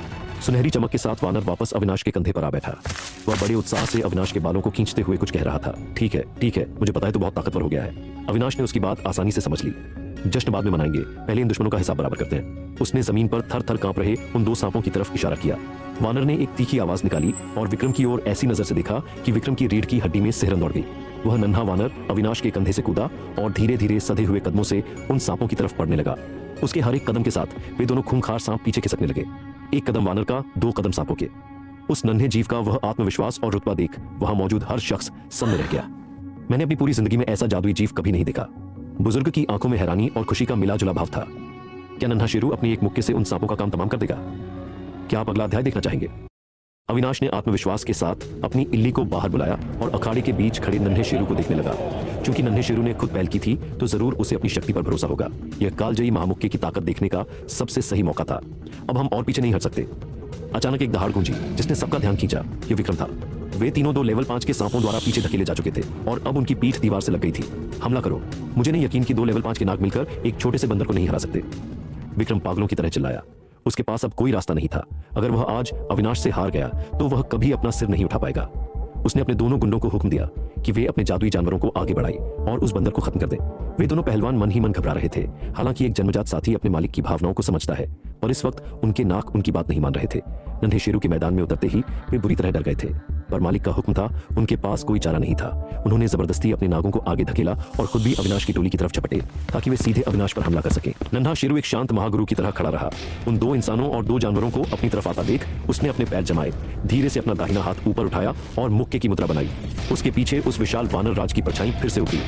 जैसे ही नन्हे शेरू ने हाथ चलाया, उस परछाई ने भी मुक्का मारा। पर्वत विदारक, यह कालजयी महामुक्के का पहला रूप था। पहाड़ों को चीर देने वाला वार। उन दोनों नागों और पहलवानों को ऐसा लगा जैसे किसी अजय शक्ति ने उन्हें अपनी जगह पर जड़ दिया हो। एक भयानक दबाव उनसे टकराया। नागों की हालत सबसे खराब हुई। वे दर्द से बिलबिलाए और रोशनी के कणों में बदलकर अपने मालिकों के भीतर समा गए। वे इतनी बुरी तरह जख्मी हुए थे कि अब बाहर नहीं आ सकते थे। उन्हें ठीक होने में लंबा समय लगने वाला था। बाकी बची हुई शक्ति उन दोनों पहलवानों से टकराई। उन्हें ऐसा लगा जैसे उनके ऊपर से कोई पहाड़ गुजर गया हो। वे हवा में उड़ते हुए पीछे की दीवार तोड़कर जा गिरे और मिट्टी के लोंदे की तरह ढीले पड़ गए। वे जिंदा थे या मर गए, किसी को नहीं पता था। नन्हे शेरू ने अपना मुक्का नीचे किया और फुर्ती से वापस अविनाश के कंधे पर आ बैठा। उसने वहां बैठी इल्ली का बड़े प्यार से स्वागत किया। अविनाश मुस्कुराया और विक्रम की तरफ देखा, जो अपने गिरे हुए गुंडों के पास पत्थर बना खड़ा था। क्यों? डर के मारे जान निकल गई। अब रोना मत जब मैं तुझे पेट से लटकाऊंगा। विक्रम के घुटने जवाब दे गए। वह वहीं जमीन पर ढेर हो गया और उसकी पैंट के बीच एक गहरा गीला धब्बा फैलने लगा। वह थर थर कांप रहा था। उसके दांत बज रहे थे और आंखों में दहशत थी। मेरे पास मत आना, दूर रहो। अविनाश ने घृणा से उसे देखा। इतना बड़ा होकर डर के मारे पेशाब कर दिया। अपनी नाक सिकोड़ते हुए वह पीछे हटा और विक्रम को नीचे देखा। बुरे कर्मों का फल बुरा ही होता है विक्रम, मेरी सलाह मान, सुधर जा और एक अच्छा इंसान बन। विक्रम का दिमाग संतुलन खो रहा था। उसे एक शब्द समझ नहीं आ रहा था। वह सिमटकर पीछे खिसकने लगा। आज मुझे जाने दो, वरना जब मेरा बड़ा भाई विशाल कुछ दिनों में दक्षिण अकादमी से वापस आएगा तो वह तुम्हें कभी माफ नहीं करेगा। कभी भीख मांगना, कभी धमकी देना। डर ने उसे पागल कर दिया था। मुसाफिरपुर में हर कोई विशाल को जानता था। 5 साल पहले वह बबली के साथ वाला छात्र था, बिष्ट परिवार के मुखिया का बड़ा बेटा और विक्रम का सगा भाई। भले ही वह बबली जितना मशहूर नहीं था, पर वह अपने साल का दूसरा सबसे बड़ा जीनियस था। उसका साथी एक विचित्र सफेद सांप था और उसने आसानी से दक्षिण अकादमी में जगह बनाई थी। विक्रम अपने भाई के नाम से दूसरों को डरा सकता था, पर अविनाश के सामने यह बेकार था। अविनाश के होंठों पर एक टेढ़ी मुस्कान आई। उसने हाथ बांधे तिरस्कार के साथ कहा, अच्छा, तेरा भाई विशाल, क्या उसका राज हो गया? क्या वह कोई सम्राट बनने वाला है? यह सवाल सुनकर आसपास के लोग सन्न रह गए। सम्राट? इस महाद्वीप पर सम्राट कहलाने का साहस कौन कर सकता है? एक राजा कहलाना ही यहाँ ताकत की आखिरी सीमा मानी जाती थी। सफेद दाढ़ी वाले बुजुर्ग ने आह भरी, सम्राट जो राजाओं से भी ऊपर हो। अफसोस, बरसों से ऐसा कोई योद्धा नहीं देखा गया। भीड़ फुसफुसाने लगी। सम्राट तो राजा से भी ऊपर होता है। मुसाफिरपुर में विशाल को जीनियस कहा जा सकता था, पर उसके राजा बनने की उम्मीद भी ना के बराबर थी। सम्राट होना तो नामुमकिन था। और अविनाश ने पूछा था कि क्या विशाल का राजयोग है? क्या उसका मतलब यह था कि केवल एक होने वाला सम्राट ही उससे लड़ने के लायक है? कितना भयंकर अहंकार! जब लोगों को इन शब्दों का असली मतलब समझ आया तो उन्होंने अपना सिर हिलाया। उन्हें लगा कि गिरे हुए जीनियस का दिमाग चल गया है। अविनाश को अंदाजा नहीं था कि उसके एक छोटे से मजाक से इतना बड़ा बवाल मच जाएगा, पर उसे परवाह नहीं थी। शाम ढल रही थी और उसके पास विक्रम पर बर्बाद करने के लिए वक्त नहीं था। मैं तेरे भाई से नहीं डरता, इसलिए उसका नाम लेकर मुझे डराने की कोशिश मत कर, वरना उससे भी धूल चटा दूंगा। विक्रम के डरे हुए चेहरे को देख उसने सिर झटक दिया। तेरे पास जितने भी रत्न है सब निकाल और यहाँ से दफा हो जा। पेट से लटकाने वाली बात सिर्फ डराने के लिए थी। एक तो विक्रम का परिवार यह अपमान कभी बर्दाश्त नहीं करता, और दूसरा, अविनाश अब खानदान का लाडला नहीं था। अगर वह विक्रम को नीचा दिखाता तो बिष्ट परिवार बदला लेता और लोहानी परिवार शायद उसकी रक्षा के लिए उंगली भी नहीं उठाता। इसलिए उसने पैसों का हर्जाना लेकर विक्रम को जाने के लिए कहा। विक्रम के चेहरे पर जान आई। उसने जल्दी से अपनी पोटली निकाली और उसे देने के लिए खड़ा हुआ। रुको, अविनाश ने नाक बंद कर ली। वहीं से फेंक दो। अपमान से विक्रम की आंखें लाल हो गईं। आज उसने अपनी सारी इज्जत गंवा दी थी। केवल एक भयानक बदला ही इस दाग को धो सकता था। उसने आज का अपमान पी लिया और मन ही मन अपने भाई के लौटने का इंतजार करने लगा। उसने पोटली अविनाश के पैरों के पास फेंकी। अविनाश ने उसे उठाया, रत्न गिने और संतोष के साथ सिर हिलाया। ठीक है, अब तो जा सकता है और दोबारा किसी को परेशान मत करना। उसने ऐसे हाथ हिलाया जैसे किसी मक्खी को भगा रहा हो। विक्रम अपने बेहोश कुंडों की परवाह किए बिना वहां से भागा और धूल उड़ाता हुआ गायब हो गया। चलो, आज की अच्छी कमाई हो गई। अविनाश रत्नों की पोटली देखकर चहक उठा। क्या अविनाश इन रत्नों का इस्तेमाल अपनी ताकत बढ़ाने में करेगा? क्या आप अगला अध्याय देखना चाहेंगे? पैसों की पोटली संभालने के बाद अविनाश सबसे पहले उन 2 पहलवानों को देखने गया जो जमीन पर पड़े थे। किस्मत से वे सिर्फ बुरी तरह घायल और बेहोश थे। उसने 2 सफेद रत्न निकाले और कुछ ईमानदार और मजबूत लोगों को बुलाकर उन्हें बिष्ट परिवार के महल तक पहुंचाने की जिम्मेदारी सौंपी। इसके बाद ही वह पूरे उत्साह के साथ शेरू और बलवान के पास वापस आया। कैसा महसूस कर रहे हो? तुम लोग ठीक तो हो? अविनाश ने चिंता जताते हुए पूछा। शेरू और बलवान इस वक्त नीले काले पड़े हुए थे, पर शुक्र था कि चोटें सिर्फ ऊपरी थीं और मामला गंभीर नहीं था। कोई बात नहीं हुजूर, ये तो बस मामूली खरोंचन है। दोनों ने हाथ हिलाते हुए कहा कि यह कोई बड़ी बात नहीं है। फिर भी सावधानी के तौर पर अविनाश ने पास के एक दवाखाने में पैसे खर्च करके एक उपचार करने वाले दिव्य जीव तितली परी को बुलवाया ताकि उनके और उनके साथियों का इलाज हो सके। उसने देखा कि हथेली के आकार की एक नन्ही परी जिसका शरीर इंसान जैसा और पंख तितली जैसे थे वहां आई। उसने धीरे से अपने पंख फड़फड़ाए और दूधिया सफेद रोशनी की कुछ किरणें उन दोनों लड़कों और उनके जानवरों पर बिखेर दी। उनकी चोटें आंखों के सामने भरने लगीं। उपचार करने वाले दिव्य जीव बहुत दुर्लभ होते हैं और जन्मजात साथी के रूप में तो वे ना के बराबर मिलते हैं। मुसाफिरपुर में तो आज तक ऐसा कोई योद्धा नहीं हुआ जिसका जन्मजात साथी उपचार करने वाला जीव हो। जहां तक इस तितली परी की बात थी, वह एक बुजुर्ग वैद्य की सहायक साथी थी और केवल अपने मूड के हिसाब से ही लोगों का इलाज करती थी। किस्मत से आज वह अच्छे मूड में थी और उसने गुनगुनाते हुए उनका इलाज कर दिया। बेशक इसकी फीस कम नहीं थी। इन कुछ मामूली उपचारों के लिए अविनाश को 10 सफेद रत्न देने पड़े, जिसे देखकर शेरू और बलवान का दिल बैठ गया। शांत रहो, ये विक्रम के ही पैसे हैं तो तुम्हारा दिल क्यों जल रहा है? इलाज के बाद तीनों दोस्त और उनके चारों साथी एक भोजनालय में बैठ गए और खाने का इंतजार करने लगे। छोटे सरकार, हमें बचाने के लिए आपका बहुत बहुत धन्यवाद। शेरू ने अपने खरगोश को थामे हुए कृतज्ञता से कहा। छोटी सी बात है, अब तुम मेरे साथ हो तो तुम्हारा साथ देना मेरा फर्ज है। अविनाश ने हाथ हिलाते हुए बात टाल दी। आओ जरा मैं तुम्हारे साथी को देखूं। अविनाश अब और औपचारिकता नहीं चाहता था। वह जल्द से जल्द शेरू के खरगोश की समस्या सुलझाना चाहता था ताकि उसका लेवल बढ़ सके और आज जैसा हादसा दोबारा न हो। शेरू ने उम्मीद के साथ अपना नन्हा सफेद खरगोश आगे कर दिया। आखिरकार उसके साथी की तरक्की का रास्ता खुलने वाला था। जैसे ही अविनाश ने खरगोश को छुआ, उसके दिमाग में उसकी खूबियां चमक उठी। नस्ल काल भैरव वंश लेवल 5, दिव्य शक्ति महाभक्षण, अवस्था कभी पेट नहीं भरता, आगे बढ़ने के लिए ऊर्जा की कमी। हालत अभी भी वही थी, पर अब अविनाश के पास विक्रम की झपटाई हुई पोटली थी और वह अमीर था। उसे पूरा भरोसा था कि वह इस काल भैरव की समस्या सुलझा लेगा। उसने खरगोश वापस शेरू को थमाया। खाना खत्म करने के बाद हम इसकी समस्या का समाधान करेंगे। आपका बहुत एहसान होगा छोटे सरकार। शेरू लगभग उसके पैरों में गिरने वाला था, पर अविनाश ने उसे रोक दिया। अभी तो तय हुआ था कि बिना वजह नहीं झुकना है। शेरू भावुक हो गया। उसने मन ही मन ठान लिया कि अब से उसकी जिंदगी सिर्फ अविनाश के लिए है। शेरू का मामला सुलझाने के बाद अविनाश बलवान की तरफ मुड़ा। बलवान, जरा अपना छोटा कालू मुझे भी तो दिखा। क्यों? मेरा कालू अजनबियों को पसंद नहीं करता। बलवान ने अपने काले सुअर को संभालते हुए शक भरी नजरों से देखा। मैं तेरे सुअर का अचार नहीं बनाने वाला। अविनाश ने आंखें घुमाई और झपटकर काले सुअर को उठा लिया। उसके चिल्लाने की परवाह किए बिना उसने उसकी खूबियां जांची।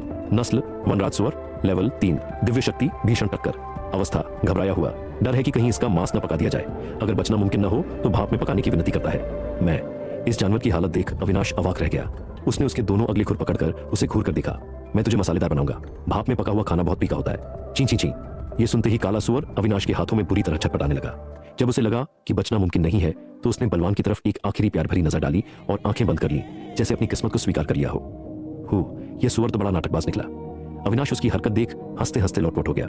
सुअर को वापस बलवान को थमाते हुए अविनाश सोच में पड़ गया। इस मेज पर बैठे लोग साधारण नहीं थे। बलवान का साथी असल में एक राजवंश का जीव था। अविनाश ने एक किताब में पढ़ा था कि दिव्य जीवों की काबिलियत भी श्रेणियों में बंटी होती है, साधारण, विचित्र, राजवंश और महाराजवंश। बलवान का साथी तीसरी श्रेणी का था। मुसाफिरपुर में अब तक कोई राजवंश का जीव नहीं देखा गया था। यहां तक कि लोहानी खानदान के मुखिया का भेड़िया भी राजवंश में बदलने के लिए कड़ी मेहनत कर रहा था। भले ही बलवान का साथी एक सुअर था, पर उसकी नस्ल उस ऊंचाई पर थी जहां तक पहुंचना हजारों जीवों का सपना होता है। बलवान भी एक छुपा हुआ रुस्तम निकला। अविनाश ने मन ही मन सोचा। भोजन परोसा गया, पर अविनाश अभी भी विचारों में खोया था। बलवान ने कई बार आवाज दी, पर कोई जवाब नहीं मिला। अंत में बलवान ने उसके कान के पास जोर से चिल्लाया, तब जाकर वह होश में आया। ओह हाँ, खाओ, सब लोग खाओ। होश में आते ही उसने सबको खाने के लिए कहा। यहां तक कि नन्हे वानर को भी फलों की एक थाली दी गई, जिसे वह बड़े मजे से खा रहा था। अरे, वैसे वो लड़की कहां गई जिसे तुम लोगों ने बचाया था? खाते हुए अचानक अविनाश को यह सवाल याद आया। पता नहीं, बलवान ने चिकन की टांग चबाते हुए कहा। जैसे ही आप आए वो लड़की गायब हो गई। शेरू ने याद करते हुए जवाब दिया, छोड़ो, शायद कोई आम लड़की होगी जो मुसीबत के डर से भाग गई होगी। अविनाश ने लापरवाही से कहा। उसी भोजनालय के एक कोने में एक बुजुर्ग अपने साथ 15-16 साल की एक लड़की को लिए बैठे धीरे धीरे बात कर रहे थे। अजीब बात यह थी कि वहां से गुजरने वाला कोई भी वेटर या ग्राहक उन्हें देख नहीं पा रहा था, जैसे वह जगह खाली हो। दादाजी, आप इनके पीछे क्यों आए? इन 3 बच्चों को देखना कितना बोरियत भरा है, लड़की ने मुंह बनाते हुए कहा। सृष्टि, बुजुर्ग ने अपना जाम नीचे रखा। ये 3 नौजवान काफी दिलचस्प हैं। तुम्हें अभी पूरी बात नहीं पता? अच्छा, तो आप ही बता दीजिए ना दादाजी। सृष्टि की दिलचस्पी थोड़ी बढ़ी। अब भी नहीं, समय आने पर पता चलेगा। बुजुर्ग ने रहस्यमयी अंदाज में सिर हिलाया। सृष्टि ने पैर पटका। दादाजी, आप फिर मुझे चढ़ा रहे हैं। मुझे तो उनमें कुछ खास नहीं दिखता। उस नन्हे वानर के अलावा बाकी सब तो बस जोश में होश खोने वाले लड़के हैं। बुजुर्ग मुस्कुराए और चुप रहे, पर मन ही मन सोच रहे थे, वह जन्मजात साथी जिसकी असलियत मेरा अपना साथी भी नहीं देख पा रहा, वह साधारण कैसे हो सकता है? अगर अविनाश यह देख पाता तो वह दंग रह जाता, क्योंकि वह बुजुर्ग वही थे जिन्होंने बाजार में उसका साथ दिया था, और वह लड़की वही थी जिसकी वजह से सारा झगड़ा हुआ था। क्या अविनाश इस रहस्यमयी बुजुर्ग की सच्चाई जान पाएगा? क्या आप अगला अध्याय देखना चाहेंगे? पेट भरकर और पूरी तरह संतुष्ट होकर वे तीनों इत्मीनान से भोजनालय से बाहर निकले। चलो, अब अमृत भवन चलते हैं। अविनाश उन दोनों की कप्तानी कर रहा था। 3 लड़के और 4 जादुई जीव शांत से पास के अमृत भवन की ओर बढ़ चले। जैसे ही वे करीब पहुंचे, वहां के पहरेदारों ने उन्हें देखा और उन्हें लगा कि शायद कोई डकैती होने वाली है। लेकिन जब उन्होंने देखा कि नेतृत्व मुसाफिरपुर का जाना माना चेहरा और पूर्व नंबर 1 जीनियस अविनाश कर रहा है, तो उन्होंने राहत की सांस ली। अविनाश अब जीनियस रहे या न रहे, वह अमृत भवन में हंगामा करने तो नहीं आएगा। छोटे सरकार, उम्मीद है आप खैरियत से होंगे। बड़े दिनों बाद दर्शन दिए। एक गोल मटोल मैनेजर बाहर आया और अविनाश और बाकी लोगों का गर्मजोशी से स्वागत किया। इससे पहले अविनाश अपनी इल्ली को पालने के लिए ज्यादातर अमृत यहीं से लेता था, इसलिए यहाँ के लोग उसे अच्छी तरह पहचानते थे। भले ही उन्होंने सुना था कि वह अब पहले जैसा नहीं रहा, पर अमृत भवन एक ऐसी जगह थी जो शांति और मुनाफे को सबसे ऊपर रखती थी। वे किसी को नाराज नहीं करना चाहते थे, इसलिए चेहरे पर मुस्कान सजाए खड़े थे। तुम्हारी बातें सुनकर तो ऐसा लग रहा है जैसे किसी महफिल की जान अब विरह की आग में जल रही हो। अविनाश ने उस पर एक तंज कसा और अंदर कदम बढ़ा दिया। गोल मटोल मैनेजर ने बुरा नहीं माना और हंसते हुए उसके पीछे हो लिया। जब तीनों बैठ गए और चाय परोसी गई तो मैनेजर अविनाश के पास आया। छोटे सरकार, आज कैसे आना हुआ? अविनाश ने औपचारिकता में समय बर्बाद नहीं किया और सीधे आदेश दिया, पहले तो मुझे 2 हिस्से मध्यम श्रेणी के अमृत के दो और 1 हिस्सा उच्च श्रेणी के अमृत का दे दो। जी बिल्कुल। मैनेजर ने कोई सवाल नहीं पूछा और तैयारी करने चला गया। अजीब है, अविनाश के मन में मैनेजर की छवि थोड़ी बदली। उसे लगा था कि रुतबा गिरने के बाद शायद उसे वो सम्मान न मिले, पर मैनेजर ने जरा भी हिचकिचाहट नहीं दिखाई। उसने अविनाश के साथ वैसा ही बर्ताव किया जैसा वह पहले करता था। दिलचस्प है। अविनाश अपनी टुड्डी सहलाते हुए मुस्कुराया। जल्द ही मैनेजर एक छोटी गाड़ी धकेलता हुआ आया, जिस पर हरे रंग के द्रव से भरे 3 विशेष पात्र रखे थे। 2 हल्के रंग के थे, जबकि तीसरा गहरा हरा था। चारों नन्हे जीव अमृत देखते ही उत्साहित हो गए और नन्हा वानर तो बेसब्री से अपना सिर खुजलाने लगा। अविनाश ने अपनी पोटली से एक नीला रत्न और 2 हरे रत्न निकाले और मेज पर रख दिए। ये इन चीजों का भुगतान है। छोटे सरकार, आप तो पराये बन रहे हैं, आप यहाँ हमेशा उधार पर सामान ले सकते हैं, कोई जल्दी नहीं है। मैनेजर ने मुस्कुराते हुए कहा, अविनाश ने हाथ हिलाया। वक्त बदल गया है। अगर मैं उधार लेता रहूं और बाद में चुका ना पाऊं तो बेहतर है कि हिसाब अभी चुकता कर दिया जाए। मैनेजर के पास पैसे लेने के अलावा कोई चारा नहीं था। हालांकि अमृत भवन एहसान जताना चाहता था, पर सामने वाला मौका ही नहीं दे रहा था। लेकिन यह देखकर कि अविनाश अभी भी इतने कीमती रत्न आसानी से निकाल सकता है, मैनेजर समझ गया कि इसके पास अभी भी कुछ इक्के बाकी है। छोटे सरकार, क्या कोई और हुक्म है? मैनेजर ने धीरे से पूछा। नहीं, शुक्रिया, अब तुम जा सकते हो। यह देखकर कि चारों जीव अब सब्र खो रहे हैं, अविनाश ने उसे विदा कर दिया। मैनेजर समझदारी से बाहर निकल गया और दरवाजा मजबूती से बंद कर दिया। उसके जाते ही अविनाश ने निर्देश दिए, शेरू, तुम्हारा सफेद खरगोश उच्च श्रेणी का अमृत पिएगा। बलवान, तुम्हारा सुअर यह मध्यम श्रेणी वाला हिस्सा लेगा, और जो बाकी बचा है उसे नन्हा वानर और इल्ली आपस में बांट लेंगे। शू। जैसे ही उसने बात खत्म की, चार साए बिजली की तरह लपके। इससे पहले कि शेरू उसे रोक पाता, उसका खरगोश परम सुख के भाव के साथ उच्च श्रेणी का अमृत गटक रहा था। यह शेरू हक्का बक्का रह गया। छोटे सरकार, यह तो बहुत कीमती है। अमृत क्या था? यह इस महाद्वीप का वह खजाना था जो खासतौर पर जादुई जीवों के विकास के लिए बनाया गया था। यह प्राण रत्नों से निकाला जाता था और बहुत महंगा होता था। उच्च श्रेणी के अमृत के एक हिस्से की कीमत एक नीला रत्न थी। इतनी कीमत कि शेरू खुद को 100 बार बेचकर भी नहीं चुका पाता। गरीब होने के कारण शेरू ने अपने खरगोश को कभी कभी ही निम्न श्रेणी का अमृत दिया था। उसने मध्यम श्रेणी को छुआ तक नहीं था और अब वह उच्च श्रेणी का आनंद ले रहा था। यह उसके सपनों से भी परे था। बस करो, इतनी बारीकी में मत जाओ। वैसे भी यह विक्रम के पैसे हैं। अविनाश को शेरू की भावनाओं से ज्यादा उन चार जीवों में दिलचस्पी थी। जब उसने विक्रम की पोटली छीनी थी तो वह अंदर से नाच उठा था। उसमें 1 दर्जन से ज्यादा नीले रत्न थे। इससे अविनाश की सारी तंगी दूर हो गई थी। वह जानता था कि काल भैरव की समस्या यह है कि उसका पेट कभी नहीं भरता, इसलिए उसने सीधे उच्च श्रेणी का अमृत मंगवाया था। क्या काल भैरव ज्यादा खाने से पड़ जाएगा? मजाक है क्या? क्या आपने कभी किसी काल भैरव को पुल्ल होते देखा है? जैसे ही उच्च श्रेणी का अमृत सामने आया, काल भैरव के खून में बसी सदियों पुरानी भूख जाग उठी। अमृत पलक झपकते ही गायब हो रहा था। पास ही बलवान का काला सुअर भी मध्यम श्रेणी के अमृत का स्वाद ले रहा था। उसकी छोटी आंखें खुशी से मिच गई थीं। बाकी बचे अमृत को नन्हा वानर और इल्ली बांट रहे थे। इल्ली अभी लेवल 0 पर थी, इसलिए वह बहुत ज्यादा मध्यम अमृत नहीं पी सकती थी। दूसरी तरफ नन्हा वानर अपनी ताजगी और ऊर्जा वापस पाने के लिए उसे तेजी से पी रहा था। अंत में जब बाकी 3 जीव अब भी पी ही रहे थे, काल भैरव का पात्र खाली हो गया। एक जोरदार डकार लेने के बाद वह खरगोश वहीं बेजान सा लेट गया। अविनाश उठ खड़ा हुआ। पेट भरने के बाद उसके स्थिर होने का कोई कारण नहीं था। वह कोई सुअर नहीं था। अविनाश जैसे ही उसकी हालत जांचने के लिए आगे बढ़ा, उस स्थिर खरगोश के शरीर से एक चकाचौंध कर देने वाली सफेद रोशनी फूटी, जिससे पूरा कमरा जगमगा उठा। ऊर्जा की एक ऐसी लहर निकली जिसने अविनाश को पीछे धकेल दिया। 3 लोग और 3 जीव उस सफेद रोशनी के बीच बनी आकृति को एक तक देख रहे थे, पर उस तेज चमक के पार कुछ साफ नहीं दिख रहा था। अविनाश रोमांचित था। यह काल भैरव था। उसने मन ही मन नारा लगाया, विकसित हो जाओ काल भैरव। क्या वह खरगोश अब अपने असली खूंखार रूप में आ जाएगा? क्या आप अगला अध्याय देखना चाहेंगे? एक रहस्यमयी ध्वनि गूंजी और वह सफेद रोशनी धीरे धीरे केंद्र की ओर सिमटने लगी, जिससे भीतर की आकृति साफ दिखने लगी। सब बड़ी उत्सुकता से देख रहे थे कि उस नन्हे सफेद खरगोश में क्या बदलाव आया है। शेरू की आंखों में तो खुशी के आंसू थे। उसने न जाने कितना इंतजार किया था और अब उसका जन्मजात साथी आखिरकार 6ठे लेवल पर पहुंचने वाला था। अभी तक शेरू को खुद कोई शक्ति महसूस नहीं हुई थी। शायद साथी के पूरी तरह विकसित होने के बाद ही योद्धा को उसका लाभ मिलता है। जैसे ही सफेद रोशनी पूरी तरह गायब हुई, सामने जो दिखा उसने सबके होश उड़ा दिए। अरे बाप रे! सबसे पहले शेरू ही चिल्लाया। आखिर वह उसका अपना साथी था। सामने का नजारा देखकर उसकी आंखें फटी की फटी रह गईं। तभी जैसे ही उसका साथी लेवल 6 पर पहुंचा, शेरू की अपनी बंदिशें भी टूट गईं और वह खुद भी 6ठे लेवल पर पहुंच गया। एक तरफ लेवल बढ़ने की खुशी और दूसरी तरफ खरगोश का यह भयानक रूप। शेरू के चेहरे के हाव भाव पल पल में बदल रहे थे। क्या नौटंकी कर रहे हो? अविनाश ने उसे चिढ़ाया। वैसे शेरू की हालत समझी जा सकती थी। कहां वह प्यारा और मासूम सा खरगोश, और कहां अब सामने खड़ा यह मांसल, खूंखार और गठीले बदन वाला योद्धा खरगोश जो किसी भारी भरकम गोरिल्ला जैसा दिख रहा था। अविनाश ने पास जाकर इस खूंखार खरगोश को छुआ और सिस्टम की जानकारी जांची। नस्ल काल भैरव वंश, लेवल 6, दिव्य शक्ति महाभक्षण प्रचंडता, अवस्था तरक्की पाकर बहुत खुश है, अभी अपनी प्रचंडता शक्ति का प्रदर्शन कर रहा है। साफ था कि उच्च श्रेणियों के अमृत का असर हुआ था।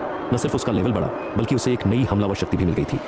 प्रचंडता नाम से ही जाहिर था कि यह ताकत और प्रहार से जुड़ी शक्ति है। अब शेरू का असली राज शुरू होने वाला था। दुखी मत हो, अभी वह अपनी शक्ति दिखा रहा है, थोड़ी देर में वापस अपने पुराने रूप में आ जाएगा। अविनाश ने शेरू को ढांढस बंधाया, जो अभी भी मुंह लटकाए खड़ा था। सच में? शेरू ने उम्मीद से पूछा। थोड़ी हिम्मत दिखाओ, अविनाश ने उसे डांटा। लेवल बढ़ने के बाद तुम्हारे खरगोश की ताकत कई गुना बढ़ गई है और तुम हो कि इसकी मजबूत मांसपेशियों को देखकर नाक से कोड़ रहे हो। बस थोड़ा अजीब लग रहा है, शेरू बुदबुदाया। थोड़ी ही देर में वह खूंखार खरगोश वापस अपने पुराने प्यारे और नन्हे रूप में आ गया। शेरू ने उसे बाहों में भर लिया और उसके चेहरे पर मुस्कान लौट आई। क्या तुम्हें कोई दिव्य शक्ति मिली? अविनाश ने पूछा। नियम के अनुसार साथी के लेवल बढ़ने पर योद्धा को भी वह शक्ति मिलने की संभावना होती है। शेरू ने खरगोश को नीचे रखा और आंखें बंद करके अपनी शक्ति महसूस की। अचानक शेरू के शरीर से एक भयानक ऊर्जा निकली। उसकी मांसपेशियां फूलने लगी, कपड़े पटने को तैयार हो गए और पल भर में वह एक बेहद मजबूत पहलवान जैसा दिखने लगा। इसकी ताकत आजमाओ, अविनाश ने पास रखे एक पत्थर के खंभे की ओर इशारा किया। शेरू जैसे ही आगे बढ़ा, उसके पैरों के नीचे की जमीन की टाइलें टूटने लगी। उसने अपनी पूरी ताकत झोंक कर खंभे पर एक मुक्का मारा। पत्थर का वह विशाल खंभा पल भर में चकनाचूर हो गया। इस प्रचंडता के साथ अब विक्रम और उसके गुंडे तुम्हारा मुकाबला कभी नहीं कर पाएंगे। अविनाश ने दाद दी। अब शेरू लेवल 6 पर था। शरीर और दिमाग दोनों मजबूत हो चुके थे। अपनी नई शक्ति के साथ वह अब अपने से ऊंचे लेवल वाले योद्धाओं को भी टक्कर दे सकता था। परीक्षण के बाद अविनाश ने उसे शक्ति शांत करने को कहा। शेरू जमीन पर फैला कचरा देखकर थोड़ा शर्मिंदा हुआ। कोई बात नहीं, अभी यह शक्ति नहीं है, इसलिए तुम इसे काबू नहीं कर पाए। अभ्यास करोगे तो सब ठीक हो जाएगा, अविनाश ने समझाया। शेरू का काम होने के बाद अविनाश ने बलवान की ओर देखा। मध्यम श्रेणी के अमृत ने बलवान के वनराज सुअर को भी लेवल 4 पर पहुंचा दिया था। क्योंकि यह कोई बड़ी सीमा नहीं थी, इसलिए कोई खास चमत्कार नहीं हुआ। बस एक चमक के साथ दोनों लेवल 4 पर पहुंच गए। अंत में अविनाश ने अपने नन्हे वानर और इल्ली को देखा। उन्होंने भी अमृत पिया था, पर उनमें कोई बदलाव नहीं दिखा। शायद इन्हें बढ़ने के लिए और भी ज्यादा ऊर्जा चाहिए, अविनाश ने सोचा। वह मन ही मन अजय विकास प्रणाली का शुक्रिया अदा कर रहा था, वरना इन दोनों को पालने में तो वह कंगाल हो जाता। काम पूरा होने पर तीनों दोस्त बाहर निकले। अविनाश ने मैनेजर को कमरे के नुकसान के हर्जाने के तौर पर 10 सफेद रत्न दिए और मैनेजर के सम्मान भरे विदाई के बीच वहां से चल दिए। छोटे सरकार, अब आगे क्या करना है? शेरू ने पूछा। महादंगल अखाड़े की तरफ, अविनाश ने शांत स्वर में कहा। वहां जाने का पहला मकसद विकास बिंदु बटोरना था और दूसरा मकसद अपने जानवरों को युद्ध के लिए तैयार करना। शेरू के खरगोश को मिली नई शक्ति को परखने के लिए अखाड़े से बेहतर जगह कोई नहीं थी। वे बिना किसी डर के सीना तानकर अखाड़े पहुंचे। अविनाश की वापसी की खबर अब तक पूरे शहर में फैल चुकी होगी, इसलिए अब छिपने का कोई फायदा नहीं था। पहरेदारों के सम्मान भरे सलाम के बीच वे सीधा काउंटर पर पहुंचे, जहां मुकाबलों का इंतजार होता था। हमें दंगल में हिस्सा लेना है। ठीक है, अपनी पहचान, अपने साथी का लेवल और क्या आप अपनी पहचान गुप्त रखना चाहते हैं, ये बता दीजिए। काउंटर पर बैठे कर्मचारी ने सिर झुकाए हुए जल्दी जल्दी कहा। अविनाश लोहानी, साथी का लेवल 3, पहले कभी दंगल नहीं लड़ा। पहचान छुपाने की कोई जरूरत नहीं है, अविनाश ने जवाब दिया। छोटे सरकार, कर्मचारी ने घबराकर ऊपर देखा। हुजूर, आप दंगल में क्यों लड़ना चाहते हैं? वह बुरी तरह डरा हुआ था। भले ही अविनाश अब जीनियस न माना जाता हो, पर वह अभी भी लोहानी खानदान का वारिस था, उसी खानदान का जिसकी इस अखाड़े में सबसे बड़ी हिस्सेदारी थी। अगर उसे कुछ हो जाता तो सबसे पहले इस कर्मचारी की शामत आती। क्या तुम मुझे कमजोर समझते हो? अविनाश ने बनावटी गुस्से में कहा। नहीं हुजूर, मेरा मतलब वह नहीं था। कर्मचारी हकलाने लगा। चिंता मत करो, अगर कुछ हुआ तो कोई तुम्हें कुछ नहीं कहेगा। वैसे भी मैदान में रेफरी तो होता ही है, अविनाश ने उसे भरोसा दिलाया। पर हुजूर, जल्दी कागजी कार्यवाही पूरी करो, वरना पहले तुम्हारा ही हिसाब कर दूं। अविनाश को थोड़ा सख्त होना पड़ा। कर्मचारी ने कांपते हाथों से उनका पंजीकरण किया और उन्हें लकड़ी के टोकन थमा दिए। उसने समझाया कि अपने बराबर के लेवल वालों के लिए इंतजार करना पड़ सकता है, पर अपने से ऊंचे लेवल वालों को चुनौती देना आसान है। कितनी झंझट है, अविनाश ने कहा। मेरे नन्हे वानर के लिए लेवल 7 से नीचे का कोई भी मुकाबला तय कर दो। छोटे सरकार, आपका यह साथी बड़ी मुश्किल से मिला है, थोड़ा संभल कर रहना ही बेहतर होगा। कर्मचारी ने नेक सलाह दी। क्या नन्हा वानर लेवल 7 के प्रतिद्वंदियों को धूल चटा पाएगा? क्या आप अगला अध्याय देखना चाहेंगे? पहरेदार समझ गया था कि यह अविनाश का कोई नया सहायक साथी है। आखिर उसका जन्मजात साथी तो वह इल्ली थी, यह वानर नहीं। उसकी चिंता देख अविनाश मुस्कुराया। फिक्र मत करो, मुझे अपने साथी पर पूरा भरोसा है और अगर हालत बिगड़ी तो हम बीच में ही हार मान लेंगे। अभी उसकी बात पूरी भी नहीं हुई थी कि उसके कंधे पर बैठा नन्हा वानर घबरा गया। वह चीं चीं करता हुआ अविनाश के बाल खींचने लगा। अच्छा बाबा, हार नहीं मानेंगे। हमारा नन्हा शेरू तो अजय है, निडर और जांबाज। नन्हे वानर के मन की बात पढ़कर अविनाश ने उसे झट से पुचकारा। तब कहीं जाकर वह शांत हुआ और शांत से अविनाश के कंधे पर बैठ गया। हमारे लिए सबसे जल्दी वाला मुकाबला तय करो, अविनाश ने आदेश दिया। कर्मचारी ने तुरंत हामी भर दी। उसके लिए तो कोई भी लड़े काम खत्म होना चाहिए था। क्या बाकी दोनों भी अपने से ऊंचे लेवल वालों से लड़ेंगे? उसने शेरू और बलवान की तरफ देखा। नहीं, अभी धीरे धीरे शुरू करेंगे, पहले अपने बराबर वालों से लड़कर अनुभव लेंगे, अविनाश ने कहा। वह जानता था कि शेरू और बलवान के साथियों को अभी युद्ध का अभ्यास नहीं है, इसलिए जल्दबाजी ठीक नहीं थी। दोनों दोस्तों ने भी अविनाश की बात मान ली। 15 मिनट बाद एक लेवल 6 के विषैले नाग का मुकाबला है, क्या वह ठीक रहेगा? कर्मचारी ने सावधानी से पूछा। कोई बात नहीं, पक्का कर दो। अविनाश का आत्मविश्वास 7वें आसमान पर था। 15 मिनट बाद शोर से गूंजते महादंगल अखाड़े में अब मैदान में आ रहा है लेवल 6 का योद्धा, जिसने लगातार 10 मुकाबले जीते हैं। सबका काल विशैला नाग। अखाड़े के बीच खड़े रेफरी की आवाज लाउडस्पीकर के जरिए हजारों दर्शकों तक पहुंची। दम, पूरा अखाड़ा जैसे फट पड़ा। दर्शकों ने शोर मचाकर नाग का स्वागत किया। हाल ही में यह नाग एक छोटा मोटा लीजेंड बन गया था, लगातार 10 जीते और लेवल 6 का बेताज बादशाह। इसका जहर इतना खतरनाक था कि किसी भी जानवर को अपंग कर दे और इसकी रफ्तार का तो कोई जवाब नहीं था। मैदान के कोने में एक लेवल 9 का रेफरी और एक तितली परी तैयार खड़े थे ताकि किसी की जान न जाए। फिर भी इस नाग ने कई साथियों को गहरी चोट पहुंचाई थी। लोग सोच रहे थे कि आज कौन इसका शिकार बनेगा। अबे, किस पर दांव लगाया है? स्टैंड्स में एक नियमित सट्टेबाज ने अपने दोस्त से पूछा। नाग पर और किस पर? भले ही कमाई कम है, पर जीत पक्की है। दोस्त ने ऐसे कहा जैसे यह कोई मामूली बात हो। मैंने दूसरी तरफ दांव खेला है। सट्टेबाज धीरे से हंसा। पागल है क्या? लेवल 3 का बंदर, भले ही 20 गुना मुनाफा हो, पर वह एक झटके में ढेर हो जाएगा। पैसे कुएं में डालने का शौक है क्या? दोस्त ने सिर झटक दिया। नाग पर जीतने से चवन्नी मिलेगी, कम से कम रिस्क तो लूं। वैसे भी ज्यादा पैसे नहीं लगाए, सट्टेबाज बोला। जब 1 सेकंड में खेल खत्म होगा तब अपनी आंखों से हकीकत देख लेना। दोस्त बुदबुदाया। स्टैंड्स के पिछले हिस्से में, क्या तुझे लगता है अविनाश वाकई पक्का है? बलवान नाग के प्रशंसकों का पागलपन देखकर घबरा रहा था। क्या तूने पिछली बार उस वानर का करिश्मा नहीं देखा? शेरू ने जवाब दिया। उसे अविनाश पर पूरा भरोसा था, पर वे तो लेवल 5 के थे। यह लेवल चेस का है, इसके पास दिव्य शक्ति है और जानलेवा जहर भी। बलवान ने विरोध किया। छोटे सरकार बिना तैयारी के मैदान में नहीं उतरते। शेरू ने घोषणा कर दी।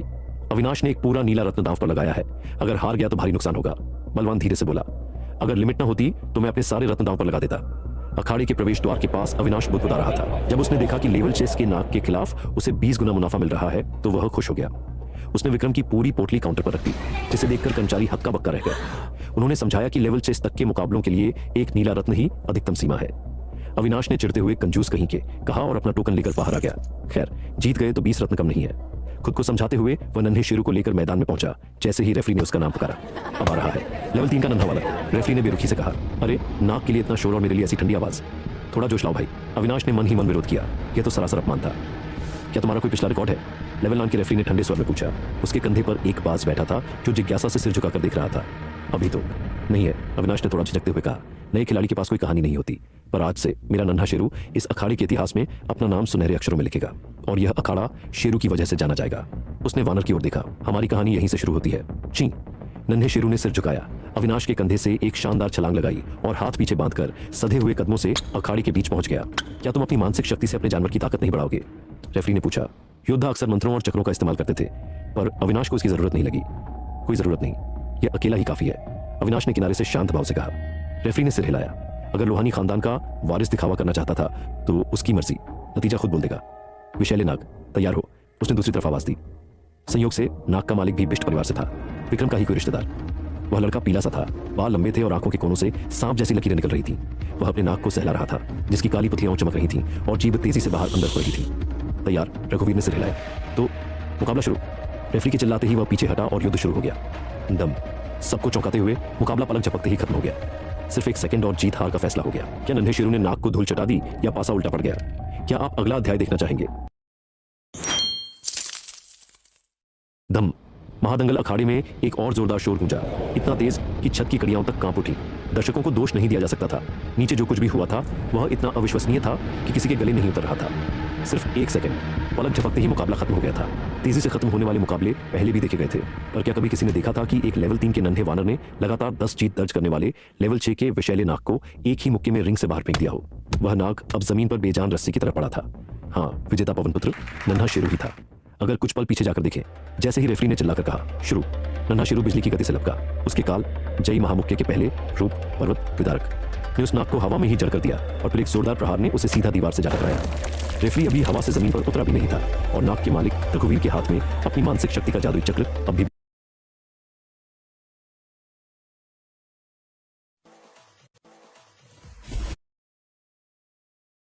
चमक रहा था, पर खेल खत्म हो चुका था। एक पल के सन्नाटे के बाद पूरे अखाड़े में कोहराम मच गया। धोखा है, ये लेवल 3 का जानवर नहीं हो सकता। मैच फिक्स है, हमारे रत्नों को लूटने की चाल है ये। जिन सट्टेबाजों ने नाक पर दांव लगाया था वे अब सड़क पर आ चुके थे। फरेब, एक लेवल 3 का जीव लेवल 6 के नाक को कैसे हरा सकता है? लेवल 6 के जीव विकसित होते हैं, उनकी मांसपेशियां मजबूत होती हैं, उनके पास दिव्य शक्तियां होती हैं, और इस नन्हे बंदर ने उसे एक ही बार में ढेर कर दिया। बहिष्कार करो, बहिष्कार करो। भीड़ के गुस्से ने जल्द ही पूरे अखाड़े में बहिष्कार के नारे लगवा दिए। रेफरी के होंठ फड़फड़ाने लगे। इतने सालों के अनुभव के बाद आज उसने बहुत बड़ी गलती कर दी थी। यह उसके लिए अपमानजनक था। उसने भीड़ को नजरअंदाज किया और तेजी से उस घायल नाग के पास पहुंचा। रघुवीर के हाथ पैर फूल रहे थे जब डॉक्टर और तितली परी उस नाग की जांच कर रहे थे। इसकी रीढ़ की हड्डियां चकनाचूर हो गई हैं, सारी कोमल हड्डियां टूट चुकी हैं, पर अच्छी बात यह है कि इसका जहर का थैला सलामत है, वरना यह अपने ही जहर से मरने वाला पहला जादुई जीव बन जाता। यह सिर्फ एक जन्मजात साथी है, यह मरेगा नहीं, रेफरी ने बुदबुदाते हुए कहा। फिर भी इसे हफ्तों की देखभाल चाहिए होगी, जब तक तुम इसे रोजाना मध्यम श्रेणी का अमृत या उच्च श्रेणी की एक शीशी न पिला दो। कीमत सुनकर रघुवीर का चेहरा सफेद पड़ गया और वह तितली परी की तरफ मुड़ा। डॉक्टर साहब, क्या आपकी तितली परी इसे ठीक नहीं कर सकती? माफ करना, डॉक्टर ने आह भरी। वह आज बहुत जिद्दी मूड में है। तितली परी उन्हें नजरअंदाज करके इधर उधर उड़ रही थी। अखाड़े की तरफ से हम मध्यम श्रेणी के अमृत की 3 शीशियां देंगे, रेफरी ने एक पहरेदार को आदेश देते हुए कहा। वह रघुवीर के नाक को उसकी पुरानी क्रूरता की वजह से पसंद नहीं करता था, पर अखाड़े की साख बचाना जरूरी था। शीशियां आते ही रघुवीर ने उन्हें नाक के गले में उड़ेल दिया और उसे वापस अपने भीतर बुला लिया। मुझे इसके लेवल पर शक है, मैं चुनौती देता हूं, रघुवीर ने चिल्लाकर कहा। रेफरी ने आंखें घुमाई, पर भीड़ का शोर देख उसे कायदे का पालन करना ही पड़ा। उसने स्तर पर रखने वाला पत्थर मंगवाया और अविनाश और नन्हे शेरू के पास पहुंचा। छोटे सरकार, हमें एक बार जांच करनी होगी। जरूर, क्यों नहीं, अविनाश मुस्कुराया। उसके पास अब 4 नए विकास बिंदु और 20 नीले रत्न आने वाले थे। जैसे ही पारदर्शी पत्थर ने शेरू को छुआ, उसमें 3 लकीरें चमक उठी। लेवल 3, रघुवीर ने पत्थर को पलट कर देखा। उसे यकीन नहीं हो रहा था। स्तर रखने वाले पत्थर से छेड़छाड़ नहीं की जा सकती। रेफरी ने पत्थर वापस चपटते हुए कहा, पुष्टि की जाती है, यह लेवल 3 ही है। नाक पर दांव लगाने वाले सट्टेबाज अपना सिर पकड़कर बैठ गए, जबकि जीतने वाले खुशी से नाच उठे। एक जुआरी जिसने एक हरा रत्न लगाया था, अब वह 20 हरे रत्नों का मालिक था। मुझे बस इस बंदर की चाल पसंद आ गई थी, उसने कंधे उचकाते हुए कहा। उसने वह नजारा पहले ही देख लिया था, जब इस वानर ने एक राजकुमार और उसके गुंडों को धूल चटाई थी। शाम ढलते ढलते तीनों दोस्त और उनके चारों जादुई जीव महादंगल अखाड़े से बाहर निकले। उनके चेहरों पर बड़ी सी मुस्कान थी। आज की मेहनत का फल उम्मीद से कहीं ज्यादा मीठा था। शेरू और बलवान के साथियों ने 3-3 मुकाबले लड़े। सब अपने बराबर के लेवल वालों के साथ थे और नतीजा बिना किसी संदेह के जीत ही रहा। लेकिन अविनाश और नन्हे शेरू का जलवा तो कुछ और ही था। लेवल 6 के उस जहरीले नाक को धूल चटाने के बाद उन्होंने लगातार 9 और जीतें दर्ज की। एक लेवल 3 के जानवर ने लेवल 5 और लेवल 6 के दिग्गजों को ऐसे चित्त किया कि अखाड़े में उसे लेवल 6 का बेताज बादशाह कहा जाने लगा। अखाड़े का कोई भी लेवल 6 का जानवर उसके एक मुक्के के सामने टिक नहीं पा रहा था। काफी सोच विचार के बाद अखाड़ा प्रबंधन ने एक लेवल 7 के खूंखार जानवर को मैदान में उतारने की हिम्मत नहीं जुटाई। 10 मुकाबलों के बाद अविनाश ने आज के लिए बस करने का फैसला किया। जहां उसने खुद मोटी कमाई की, वहीं उन सट्टेबाजों को भी अपना नुकसान वसूलने का मौका दिया जो पहले काफी हार चुके थे। अब लोग नन्हे वानर की ताकत पहचान गए थे और सब उसी पर दांव लगा रहे थे। ये लो, भोजनालय के एक निजी कमरे में बैठे अविनाश ने अचानक 4 नीले रत्न निकाले और उन्हें बराबर बांटकर शेरू और बलवान की तरफ बढ़ा दिया। छोटे सरकार, इसका क्या मतलब है? शेरू ने हैरान होकर पूछा। बलवान भी उलझन में था। यह तुम्हारे लिए नहीं, इन दोनों नन्हे साथियों के लिए है, अविनाश ने समझाया। कुछ ही दिनों में दक्षिण अकादमी के दाखिले शुरू होने वाले हैं। मेरा एक प्लान है जिसके लिए तुम्हारे साथियों का लेवल जल्दी बढ़ना बहुत जरूरी है। आपका मतलब? शेरू को अचानक अकादमी के नियम याद आए और उसकी आंखें फटी की पटी रह गईं। अभी सवाल मत करो, मैं तुम्हें संसाधनों की कोई कमी नहीं होने दूंगा। तुम्हें अपने साथियों का लेवल बढ़ाना होगा, खासकर बलवान के वनराज स्वर का। अविनाश ने बलवान की ओर देखा। कोशिश करो कि यह जल्दी से लेवल 6 तक पहुंच जाए और अपनी दिव्य शक्ति को पूरी तरह पहचान ले, तभी हमारे पास जीतने का मौका होगा। लेवल 6। 3 साल पहले बबली का साथी भी लेवल 6 तक नहीं पहुंचा था। शेरू चिल्लाया। बलवान अभी सिर्फ 15 साल का था और इतने कम समय में लेवल 6 तक पहुंचना नामुमकिन सा लग रहा था। अपनी पूरी जान लगा दो, ये रत्न अगले कुछ दिनों के खर्च के लिए है। कम पड़े तो और मांग लेना। अभी तुम्हारी प्राथमिकता सिर्फ ताकत बढ़ाना है। जी हुजूर, हम पूरी कोशिश करेंगे। शेरू का दिल उत्साह से धड़क रहा था। अविनाश ने उन्हें अमृत और अखाड़े के अभ्यास का सही तालमेल बिठाने की सलाह दी और फिर सब अपने अपने रास्ते चल दिए। अविनाश गुनगुनाते हुए लोहानी हवेली वापस लौटा। उसके पास अब पर्याप्त रत्न थे और इन मुकाबलों से उसे 38 विकास बिंदु भी मिले थे। अब उसके पास कुल 51 बिंदु जमा हो गए थे। इतने बिंदुओं से नन्हा शेरू लेवल 8 तक पहुंच सकता था, लेकिन नन्हे वानर ने उसे इशारों में बताया कि वह अभी लेवल 3 पर ही रहकर अपनी नींव मजबूत करना चाहता है। वह तब तक लेवल नहीं बढ़ाना चाहता जब तक वह एक लेवल 7 के उच्च श्रेणी के जानवर को धूल न चटा दे। लेवल 7 पर पहुंचते ही जानवरों की शक्ति और शरीर में एक बहुत बड़ा बदलाव आता है, जो लेवल 6 वालों के बस की बात नहीं होती। जैसे ही वह हवेली पहुंचा, पहरेदारों ने उसे बताया कि मुखिया लोकेश लोहानी उसे अपने निजी बगीचे में बुला रहे हैं। आखिर बुलावा आ ही गया। अविनाश शांत कदमों से पीछे के आंगन की ओर चल दिया। लोहानी खानदान अखाड़े का सबसे बड़ा हिस्सेदार था, तो वहां की खबरें मुखिया तक न पहुंचे, ऐसा हो ही नहीं सकता था। बगीचे में फूलों और करीने से तराशे गए पेड़ों के बीच मुखिया लोकेश कैंची लिए झाड़ियों की छटाई कर रहे थे। पास ही घास पर एक चांदी जैसा सफेद भेड़िया आलस में लेटा था। मुखिया जी, अविनाश ने हाथ जोड़कर अभिवादन किया। लोकेश ने उसे नजरअंदाज किया और अपना काम जारी रखा। काफी देर बाद जब उन्होंने पीछे मुड़कर देखा तो अविनाश एक पत्थर की कुर्सी पर आराम से बैठा अपनी इल्ली और नन्हे वानर के साथ खेल रहा था। जरा भी तमीज नहीं है, लोकेश ने कैंची नीचे रखते हुए रूखेपन से कहा। अविनाश ने उन पर ध्यान नहीं दिया और अपने नन्हे साथियों को सहलाता रहा। अपनी धाक जमती न देख लोकेश ने खिसियाकर गला साफ किया और पत्थर की मेज के पास आए। मैंने सुना है कि अखाड़े में तुमने लेवल 3 के एक सहायक साथी से लेवल 6 के कई जानवरों को हराया है। हाँ, अविनाश ने बेरुखी से जवाब दिया। क्या वह यही छोटा सा जीव है? लोकेश ने नन्हे वानर की ओर इशारा किया। अरे अरे मुखिया जी, जरा जबान संभाल कर। छोटा सा जीव क्या होता है? ये मेरा साथी है। अविनाश अपनी जगह से चिल्लाया। अच्छा, तुम्हारा साथी? पर ये वानर आया कहां से और इसकी शक्ति क्या है? लोकेश ने बात बदलते हुए पूछा। बाजार से खरीदा है। और शक्ति की बात करें तो ये बस लड़ने में बहुत माहिर है। अविनाश ने सीधा जवाब दिया। लड़ने में माहिर मतलब? तुमने इसके साथ नाता जोड़ा है, तुम्हें इसकी खूबियों का पता होगा। लोकेश ने अपनी आंखें सिकोड़ी। पता है, पर मैं बताना नहीं चाहता, अविनाश ने शांति से कहा। तुम? लोकेश गुस्से में तनकर खड़े हो गए। लड़के तेरे पर निकल आए हैं क्या? अब तू अपने सगे तीसरे चाचा की बात भी नहीं सुनेगा। अविनाश टस से मस नहीं हुआ। तेरा ये साथी भले ही ताकतवर हो, पर इसका कोई फायदा नहीं, लोकेश ने लहजा नरम करते हुए समझाया। तेरा असली साथी तो एक इल्ली है, इसका कोई भविष्य नहीं। क्या तुझे सच में लगता है कि यह कभी तितली परी बन पाएगी? यह सुनते ही अविनाश के कंधे पर बैठी इल्ली नाराज हो गई। वह तनकर खड़ी हुई और लोकेश के चेहरे की तरफ मुंह करके कुछ थूका। क्या उसने सच में मुखिया के चेहरे पर थूक दिया था? क्या इल्ली की इस गुस्ताखी पर मुखिया नाराज होंगे? क्या आप अगला अध्याय देखना चाहेंगे?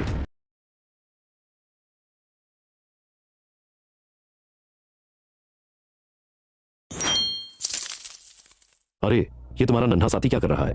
लोकेश लोहानी ने घृणा से अपना चेहरा पोंछा, जैसे सच में उन पर थूक के छींटे पड़े हो। किसने कहा था कि आप इसकी बेइज्जती करें?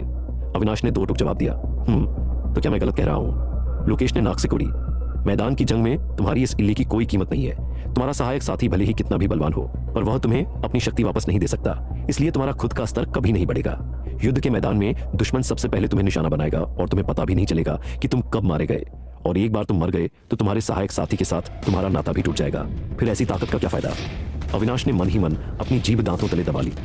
लोकेश को क्या पता था कि उसके पास अजय विकास प्रणाली है जो उसे उसके सहायक साथियों की तरक्की का भी पूरा लाभ देती है, और वह भी एक नहीं कई साथियों का। फिर भी वह चुप रहा, खड़ा हुआ और झुककर प्रणाम किया। क्या कोई और आज्ञा है मुखिया जी? तुम लड़के मेरी बात सुनते क्यों नहीं? लोकेश गुस्से से तमतमा उठे। मैंने दक्षिण अकादमी की तुम्हारी सीट पहले ही किसी और को दे दी है। अब आराम से लुहानी हवेली में एक पिघड़ैल शहजादी की तरह पड़े रहो। मैं दक्षिण अकादमी में अपनी काबिलियत के दम पर दाखिला लूंगा। अविनाश ने मुड़ते हुए कहा। आप कष्ट न करें मुखिया जी, अगर तूने ऐसी कोई हिमाकत की तो मैं तेरी टांगें तोड़ दूंगा। लोकेश पीछे से दहाड़े। अविनाश बिना पीछे मुड़े कोने से ओझल हो गया। उफ! लोकेश लाचारी से अपनी कुर्सी पर ढह गए। भैया, आपके बेटे का जिद्दी स्वभाव बिल्कुल आप पर गया है। अविनाश मुखिया के आंगन से बाहर निकला। उसका चेहरा बर्फ की तरह ठंडा था। उसके आसपास के वातावरण में इतनी कड़वाहट थी कि नौकरानियों और पहरेदारों ने उससे दूरी बना ली। यहां तक कि छोटा गुंडा आर्यन भी दूर ही रहा। बाप रे, लगता है आज अविनाश पटने वाला है। आर्यन ने मन ही मन सोचा। बचपन में उसने अविनाश का यह रूप देखा था। इस वक्त उसे छेड़ने वाला पछतावे के सिवा कुछ नहीं पाता। अविनाश को हर हाल में दक्षिण अकादमी पहुंचना था। अगर लोहानी परिवार मदद नहीं करेगा तो वह अकेले लड़कर अपना रास्ता बनाएगा। अपने कमरे में पहुंचकर उसने नौकरानियों को मना किया कि कोई उसे परेशान न करे। दरवाजा बंद कर उसने इल्ली को अपने कंधे से उतारा और उसे बड़ी उम्मीद से देखने लगा। नन्हा शेरू अभी लेवल 3 पर रहकर अपना अजय हृदय मजबूत करना चाहता था, इसलिए अविनाश उसे मजबूर नहीं करना चाहता था। वह प्रकृति की अनूठी रचना था। शायद उसके खून में ही उसके विकास का कोई गुप्त नक्शा छिपा था। लेकिन अब अविनाश के पास इतने विकास बिंदु थे कि वह अपनी इल्ली का स्तर बढ़ा सकता था। पहले इसकी जन्मजात कमजोरी दूर करने में बहुत बिंदु खर्च हुए थे, और अब इल्ली का एक लेवल बढ़ाने के लिए 22 विकास बिंदुओं की जरूरत थी। कुल 51 बिंदुओं में से वह इसे लेवल 2 तक तो नहीं ले जा सकता था, पर लेवल 1 तक पहुंचाकर बदलाव देखना चाहता था। नन्ही इल्ली, अब चमकने की तुम्हारी बारी है। उसने उसे अपनी हथेलियों में लिया। उसकी आंखें चमक रही थीं। पास ही बैठा नन्हा शेरू भी अपने मुख के हवा में लहराकर उसका हौसला बढ़ा रहा था। इल्ली पर विकास बिंदु इस्तेमाल करो। जैसे ही उसने मन में आदेश दिया, 22 बिंदु गायब हो गए। धम! अचानक उस नन्ही सी इल्ली के शरीर से एक अत्यंत राजसी और दिव्य ऊर्जा निकली, जो आंगन, पूरी लोहानी हवेली और फिर देखते ही देखते पूरे मुसाफिरपुर शहर को अपनी चपेट में ले गई। यहाँ तक कि बाहर का विशाल जंगल भी इससे अछूता नहीं रहा। मुसाफिरपुर के हर शक्तिशाली योद्धा ने उस सम्राट जैसी शक्ति को महसूस किया। लोहानी हवेली के भीतर लोकेश लोहानी अभी भी गुस्से में थे जब उन्होंने इसे महसूस किया। वे तुरंत आसमान की ओर उड़े और उनका चांदी जैसा सफेद भेड़िया भी उनके बगल में आ खड़ा हुआ। ये कौन सा महान योद्धा है? लोकेश की सांसें अटक गईं। वह राजसी ऊर्जा पूरे शहर पर चादर की तरह फैल गई थी। शहर के दक्षिण में वह सफेद दाढ़ी वाले बुजुर्ग अपनी पोती के साथ टहल रहे थे। इस ऊर्जा को महसूस करते ही उनकी आंखें जल उठीं। उनकी आत्मिक शक्ति ने पूरे मुसाफिरपुर और जंगल को खंगाला, पर वे इसके स्रोत का पता नहीं लगा पाए। यह सम्राट जैसी आभा, यह तो मेरे पुराने साथी से भी कहीं ज्यादा शुद्ध है। वे दंग रह गए। उनके साथी ने उस समय वह मुकाम हासिल किया था जिसका लोग सिर्फ सपना देखते थे। क्या इस छोटे से मुसाफिरपुर में उससे भी ऊंचा कोई जीव प्रकट हुआ था? जंगल में हर जादुई जानवर झुक गया। यहां तक कि कट्टर दुश्मन भी अपनी लड़ाई भूलकर शहर की तरफ घुटनों के बल बैठ गए। क्या सच में उस स्तर का कोई जीव पैदा हुआ है? बुजुर्ग ने अनिश्चितता के साथ सोचा। वह आभा थोड़ी देर रही, मुसाफिरपुर को हिलाकर रख दिया और फिर बिना किसी सुराग के गायब हो गई। इसका असली जिम्मेदार अब अपनी बड़ी बड़ी मासूम आंखों से एक युवक और एक वानर को देख रहा था। नील नागराज का प्रताप। अविनाश ने सिस्टम का विवरण पढ़ते हुए खुशी से चिल्लाया। नस्ल नीले नागवंश, लेवल 1, दिव्य शक्ति नील नागराज का प्रताप। अवस्था अभी लेवल बढ़ा है, थोड़ा चकराया हुआ है। यह दिव्य शक्ति एक ऐसी राजसी ताकत छोड़ती है जो जानवरों को घुटनों पर ला देती है और दुश्मनों के हौसले पस्त कर देती है। युद्ध में यह दुश्मन के जादुई जानवरों को सुन्न कर सकती है। यह काफी हद तक नन्हे शेरू के मुक्के की ऊर्जा जैसा ही है, अविनाश ने सोचा। पर शेरू का मुक्का एक अजेय प्रहार था, जबकि यह एक शुद्ध मानसिक और रूहानी दबाव था। सबसे जरूरी बात, अविनाश को खुद भी यह दिव्य शक्ति मिल गई थी। अब उसके और उसके दोनों साथियों के पास दुश्मनों को काबू करने की कला थी। अब युवा पीढ़ी में भला कौन उसका मुकाबला कर पाएगा? उसने महसूस किया कि इल्ली के लेवल बढ़ने से उसकी शारीरिक शक्ति और आत्मिक शक्ति दोनों बढ़ गई थी। उसने इल्ली को उठाया। उसकी आंखें अब और बड़ी हो गई थीं और उसके छोटे सींग पहले से ज्यादा नुकीले दिख रहे थे। तो इल्ली का विकास चेहरे से शुरू होता है। अविनाश मुस्कुराया। उसने इल्ली को मेज पर रखा और दोनों नन्हे दोस्तों वानर और इल्ली को आपस में बातें करने दिया। अभी उसके पास 29 बिंदु बचे थे। एक और लेवल के लिए काफी थे, पर उसने अब भी रुकना बेहतर समझा। उसका मुख्य योद्धा नन्हा शेरू था। एक बार वह लेवल 7 के दुश्मन को हरा दे तो वे उसे आगे बढ़ाएंगे। पर इल्ली की इस नई शक्ति के साथ मुझे अब अपनी ट्रेनिंग की रफ्तार बढ़ानी होगी। क्या अविनाश इस नई शक्ति का इस्तेमाल दक्षिण अकादमी में अपनी जगह पक्की करने के लिए करेगा? क्या आप अगला अध्याय देखना चाहेंगे? 3 दिन बाद महादंगल अखाड़ा मुसाफिरपुर। दिन के आखिरी मुकाबले में जीत हासिल करने के बाद अविनाश और नन्हा शेरू हजारों दर्शकों की तालियों की गूंज के बीच शान से बाहर निकले। इन 3 दिनों में नन्हे शेरू ने 10 लड़ाइयां लड़ी और हर बार जीत हासिल की। कोई भी दुश्मन उसके मुक्कों के सामने एक राउंड भी नहीं टिक पाया, जबकि उसके सभी विरोधी लेवल 6 के शिखर पर पहुंचे हुए खूंखार जानवर थे। नन्हा शेरू अब महादंगल अखाड़ी का निर्विवाद सुपरस्टार बन चुका था। उसकी इन जीत की बदौलत अविनाश के पास विकास बिंदुओं का अंबार लग गया था। पूरे मुसाफिरपुर में लेवल 3 के अजय वानर राज की कहानियां सुनाई देने लगी थीं। यहां तक कि मुखिया लोकेश लोहानी भी भेष बदलकर गुपचुप तरीके से मैच देखने पहुंचे थे। जब उन्होंने शेरू के उस अजय और दबंग मुक्के के प्रभाव को देखा तो उन्हें फिर से शक हुआ। ये काफी हद तक उसी शक्ति जैसा था जो उन्होंने हवेली में महसूस की थी, बस थोड़ा कमजोर था। दरअसल अब नन्हा शेरू अपनी शक्ति को नियंत्रित करना सीख गया था, इसलिए लोकेश को लगा कि यह उस महान शक्ति का कोई छोटा अंश मात्र है। फिर भी उन्होंने इस मामले की गहराई से जांच करने का मन बना लिया। मैदान में लेवल 3 के वानर को लेवल 6 के दिग्गजों को धूल चटाते देख लोकेश ने एक ठंडी आह भरी। काश ऐसा अजय जीव अविनाश का सहायक साथी होने के बजाय उसका जन्मजात साथी होता। लोकेश के अलावा एक और शख्स था जो शेरू की शोहरत सुनकर अपनी आंखों से सच देखने आया था, वह पुराना दुकानदार। जब उसने नन्हे शेरू को दिव्य पराक्रम दिखाते देखा और बगल में अविनाश को मुस्कुराते पाया तो वह फूट फूट कर रोने लगा। आसपास के दर्शकों को लगा कि उसने विरोधी पर दांव लगाया होगा, इसलिए वे उसे ढांढस बंधाने लगे। अरे भाई, नए लगते हो, पता नहीं क्या किया नन्हा वानर अजय है। लेवल 3 होकर लेवल 6 को एक मुक्के में ढेर कर देता है। अगली बार अक्ल से काम लेना, अक्ल से काम लेना। शब्द सुनते ही उस दुकानदार को वे 10 सफेद रत्न याद आ गए जो उसने मुंह बनाकर अविनाश को थमाए थे, और उसकी चीखें और तेज हो गईं। वापस अविनाश की टोली की ओर। बलवान, अगला मुकाबला तेरा है। वेटिंग रूम में अविनाश ने कहा। बलवान अपने काले सुअर के साथ खेल रहा था। सुना है सामने लेवल 6 का कोई नाग है। बलवान खड़ा हुआ। नाग? क्या फिर से बिष्ट परिवार वाले हैं? अविनाश के माथे पर सिलवटें पड़ गईं। उसे शक था कि बिष्ट परिवार बदला लेने की फिराक में है। लगता तो नहीं, चेहरा अनजाना है और बिष्ट परिवार जैसा नहीं दिखता। शेरू ने जांच कर ली थी, फिर भी संभल कर रहना। कालू लेवल पेज से बस एक कदम दूर है, कोई गलती मत करना। बलवान ने गंभीरता से सिर हिलाया। पिछले दिनों के अभ्यास और अमृत की बदौलत बलवान और शेरू के साथी अपने लेवल के शिखर पर पहुंच चुके थे। जैसे ही बुलावा आया, तीनों दोस्त और उनके 4 जीव सुरंग की ओर बढ़े। शोर और तालियों के बीच बलवान ने कालू को लेकर मैदान में कदम रखा।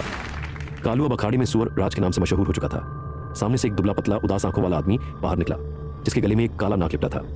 बलवान, होशियार रहना, अविनाश ने चेतावनी दी। वह नाग और उसका मालिक लेवल 5 से कहीं ज्यादा ताकतवर महसूस हो रहे थे। मैं समझ गया। बलवान ने कालू को नीचे उतारा, अपनी मानसिक शक्ति से एक शक्ति चक्र बनाया और उसे सुअर पर लगा दिया। काला नाग सरक कर नीचे आया और उसकी ठंडी निगाहें कालू पर जम गईं। शुरू करो, रेफरी चिल्लाया।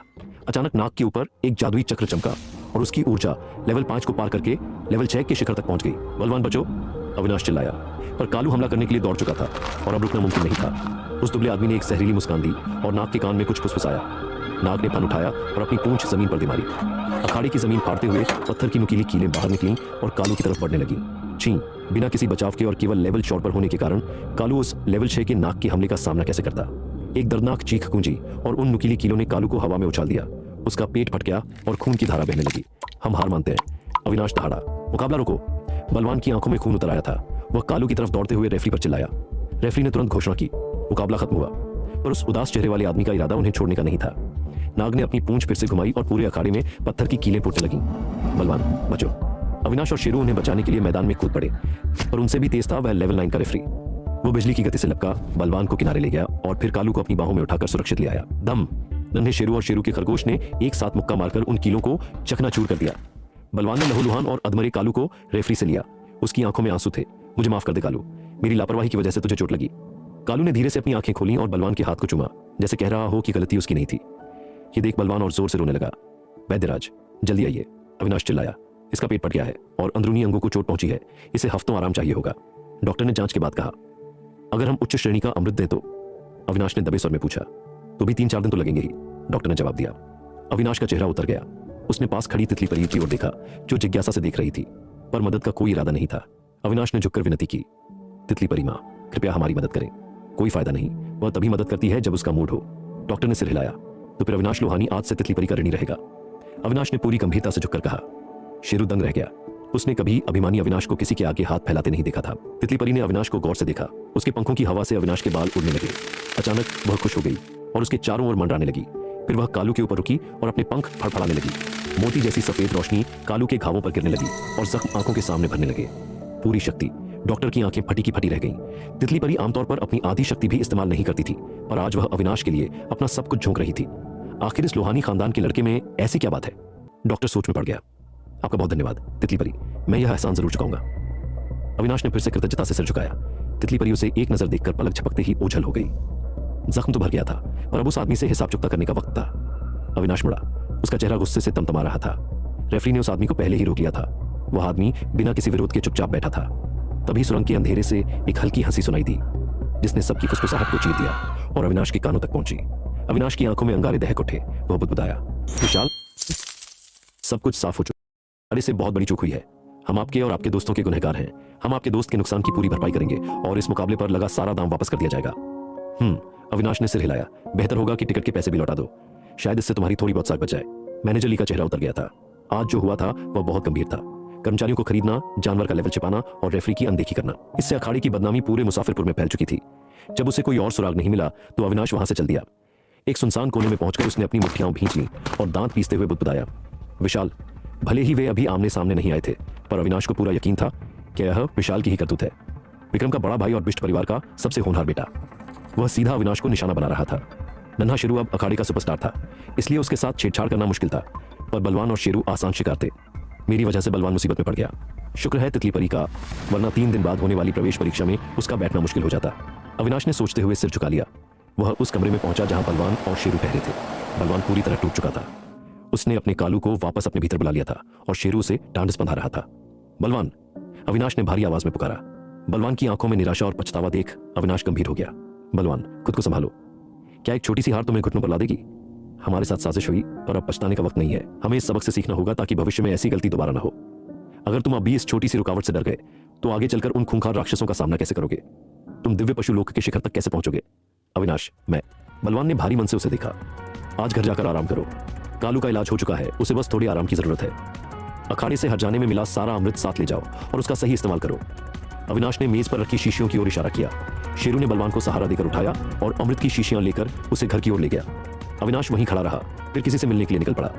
बलवान अपने नए घर के सामने पहुंचा, जिसे अविनाश ने ही उसके लिए खरीदा था। अविनाश ने उसे रत्न भी दिए थे ताकि उसकी मां को अब दूसरों के घरों में कपड़े न धोने पड़े और वह आराम से रह सके। बलवान सीधा साधा जरूर था, पर वह जानता था कि अविनाश ने उसके लिए क्या कुछ नहीं किया। इसीलिए उसे लग रहा था कि उसने आज अविनाश की उम्मीदों को तोड़ दिया है। मां, मैं आ गया। आगे बेटा, बस खाना तैयार ही है। एक दुबली पतली मध्यम आयु की महिला माता यशोदा मुस्कुराते हुए बाहर आई। खाने की मेज पर उन्होंने देखा कि बलवान उदास है और उसने केवल 3 बड़े कटोरे चावल ही खाए हैं। वे समझ गईं कि कुछ गड़बड़ है। आज मन कहीं और है क्या? उन्होंने शांति से पूछा। जब बलवान ने सब कुछ सच सच बता दिया तो माता यशोदा ने एक लंबी आह भरी। अविनाश बहुत अच्छा बच्चा है, उसने तुम्हारे लिए बहुत मेहनत की है। अचानक उनका चेहरा सख्त हो गया। उन्होंने अपने हाथ के चम्मच मेज पर पटके और कड़क आवाज में चिल्लाई, घुटनों के बल बैठ जाओ। ऐ? बलवान अपनी मां को हक्का बक्का होकर देखने लगा। मैंने कहा नीचे बैठो। उनकी आवाज तेज और पैनी हो गई। बलवान झट से घुटनों के बल बैठ गया। उसे अपना बचपन याद आ गया। जब भी वह बाहर कोई शरारत करता उसकी मां इसी तरह सख्त हो जाती थी। माता यशोदा ने ठंडी आवाज में कहा, पता है आज तुमने कहां गलती की। मुझे दुश्मन को कमजोर नहीं समझना चाहिए था, मुझे जोश में होश नहीं खोना चाहिए था। बलवान ने सिर झुकाकर अपने कान पकड़ते हुए जवाब दिया। वह तो एक बात है, और सबसे बड़ी बात यह है कि तुम्हारा व्यवहार एक मर्द जैसा नहीं था। माता यशोदा ने दुखी मन से बलवान को देखा। मैंने तुझे बचपन से एक निडर इंसान बनना सिखाया है। मुसीबतों से डरो मत और पीछे मत हटो। अगर सामने कोई रुकावट है तो उसे पार करो।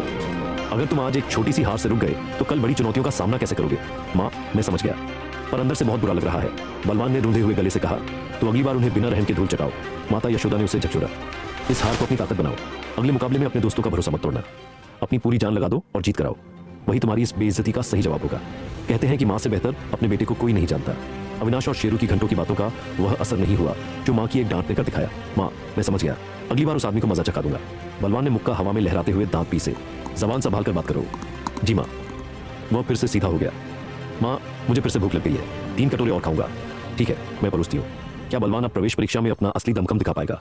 क्या आप अगला अध्याय देखना चाहेंगे?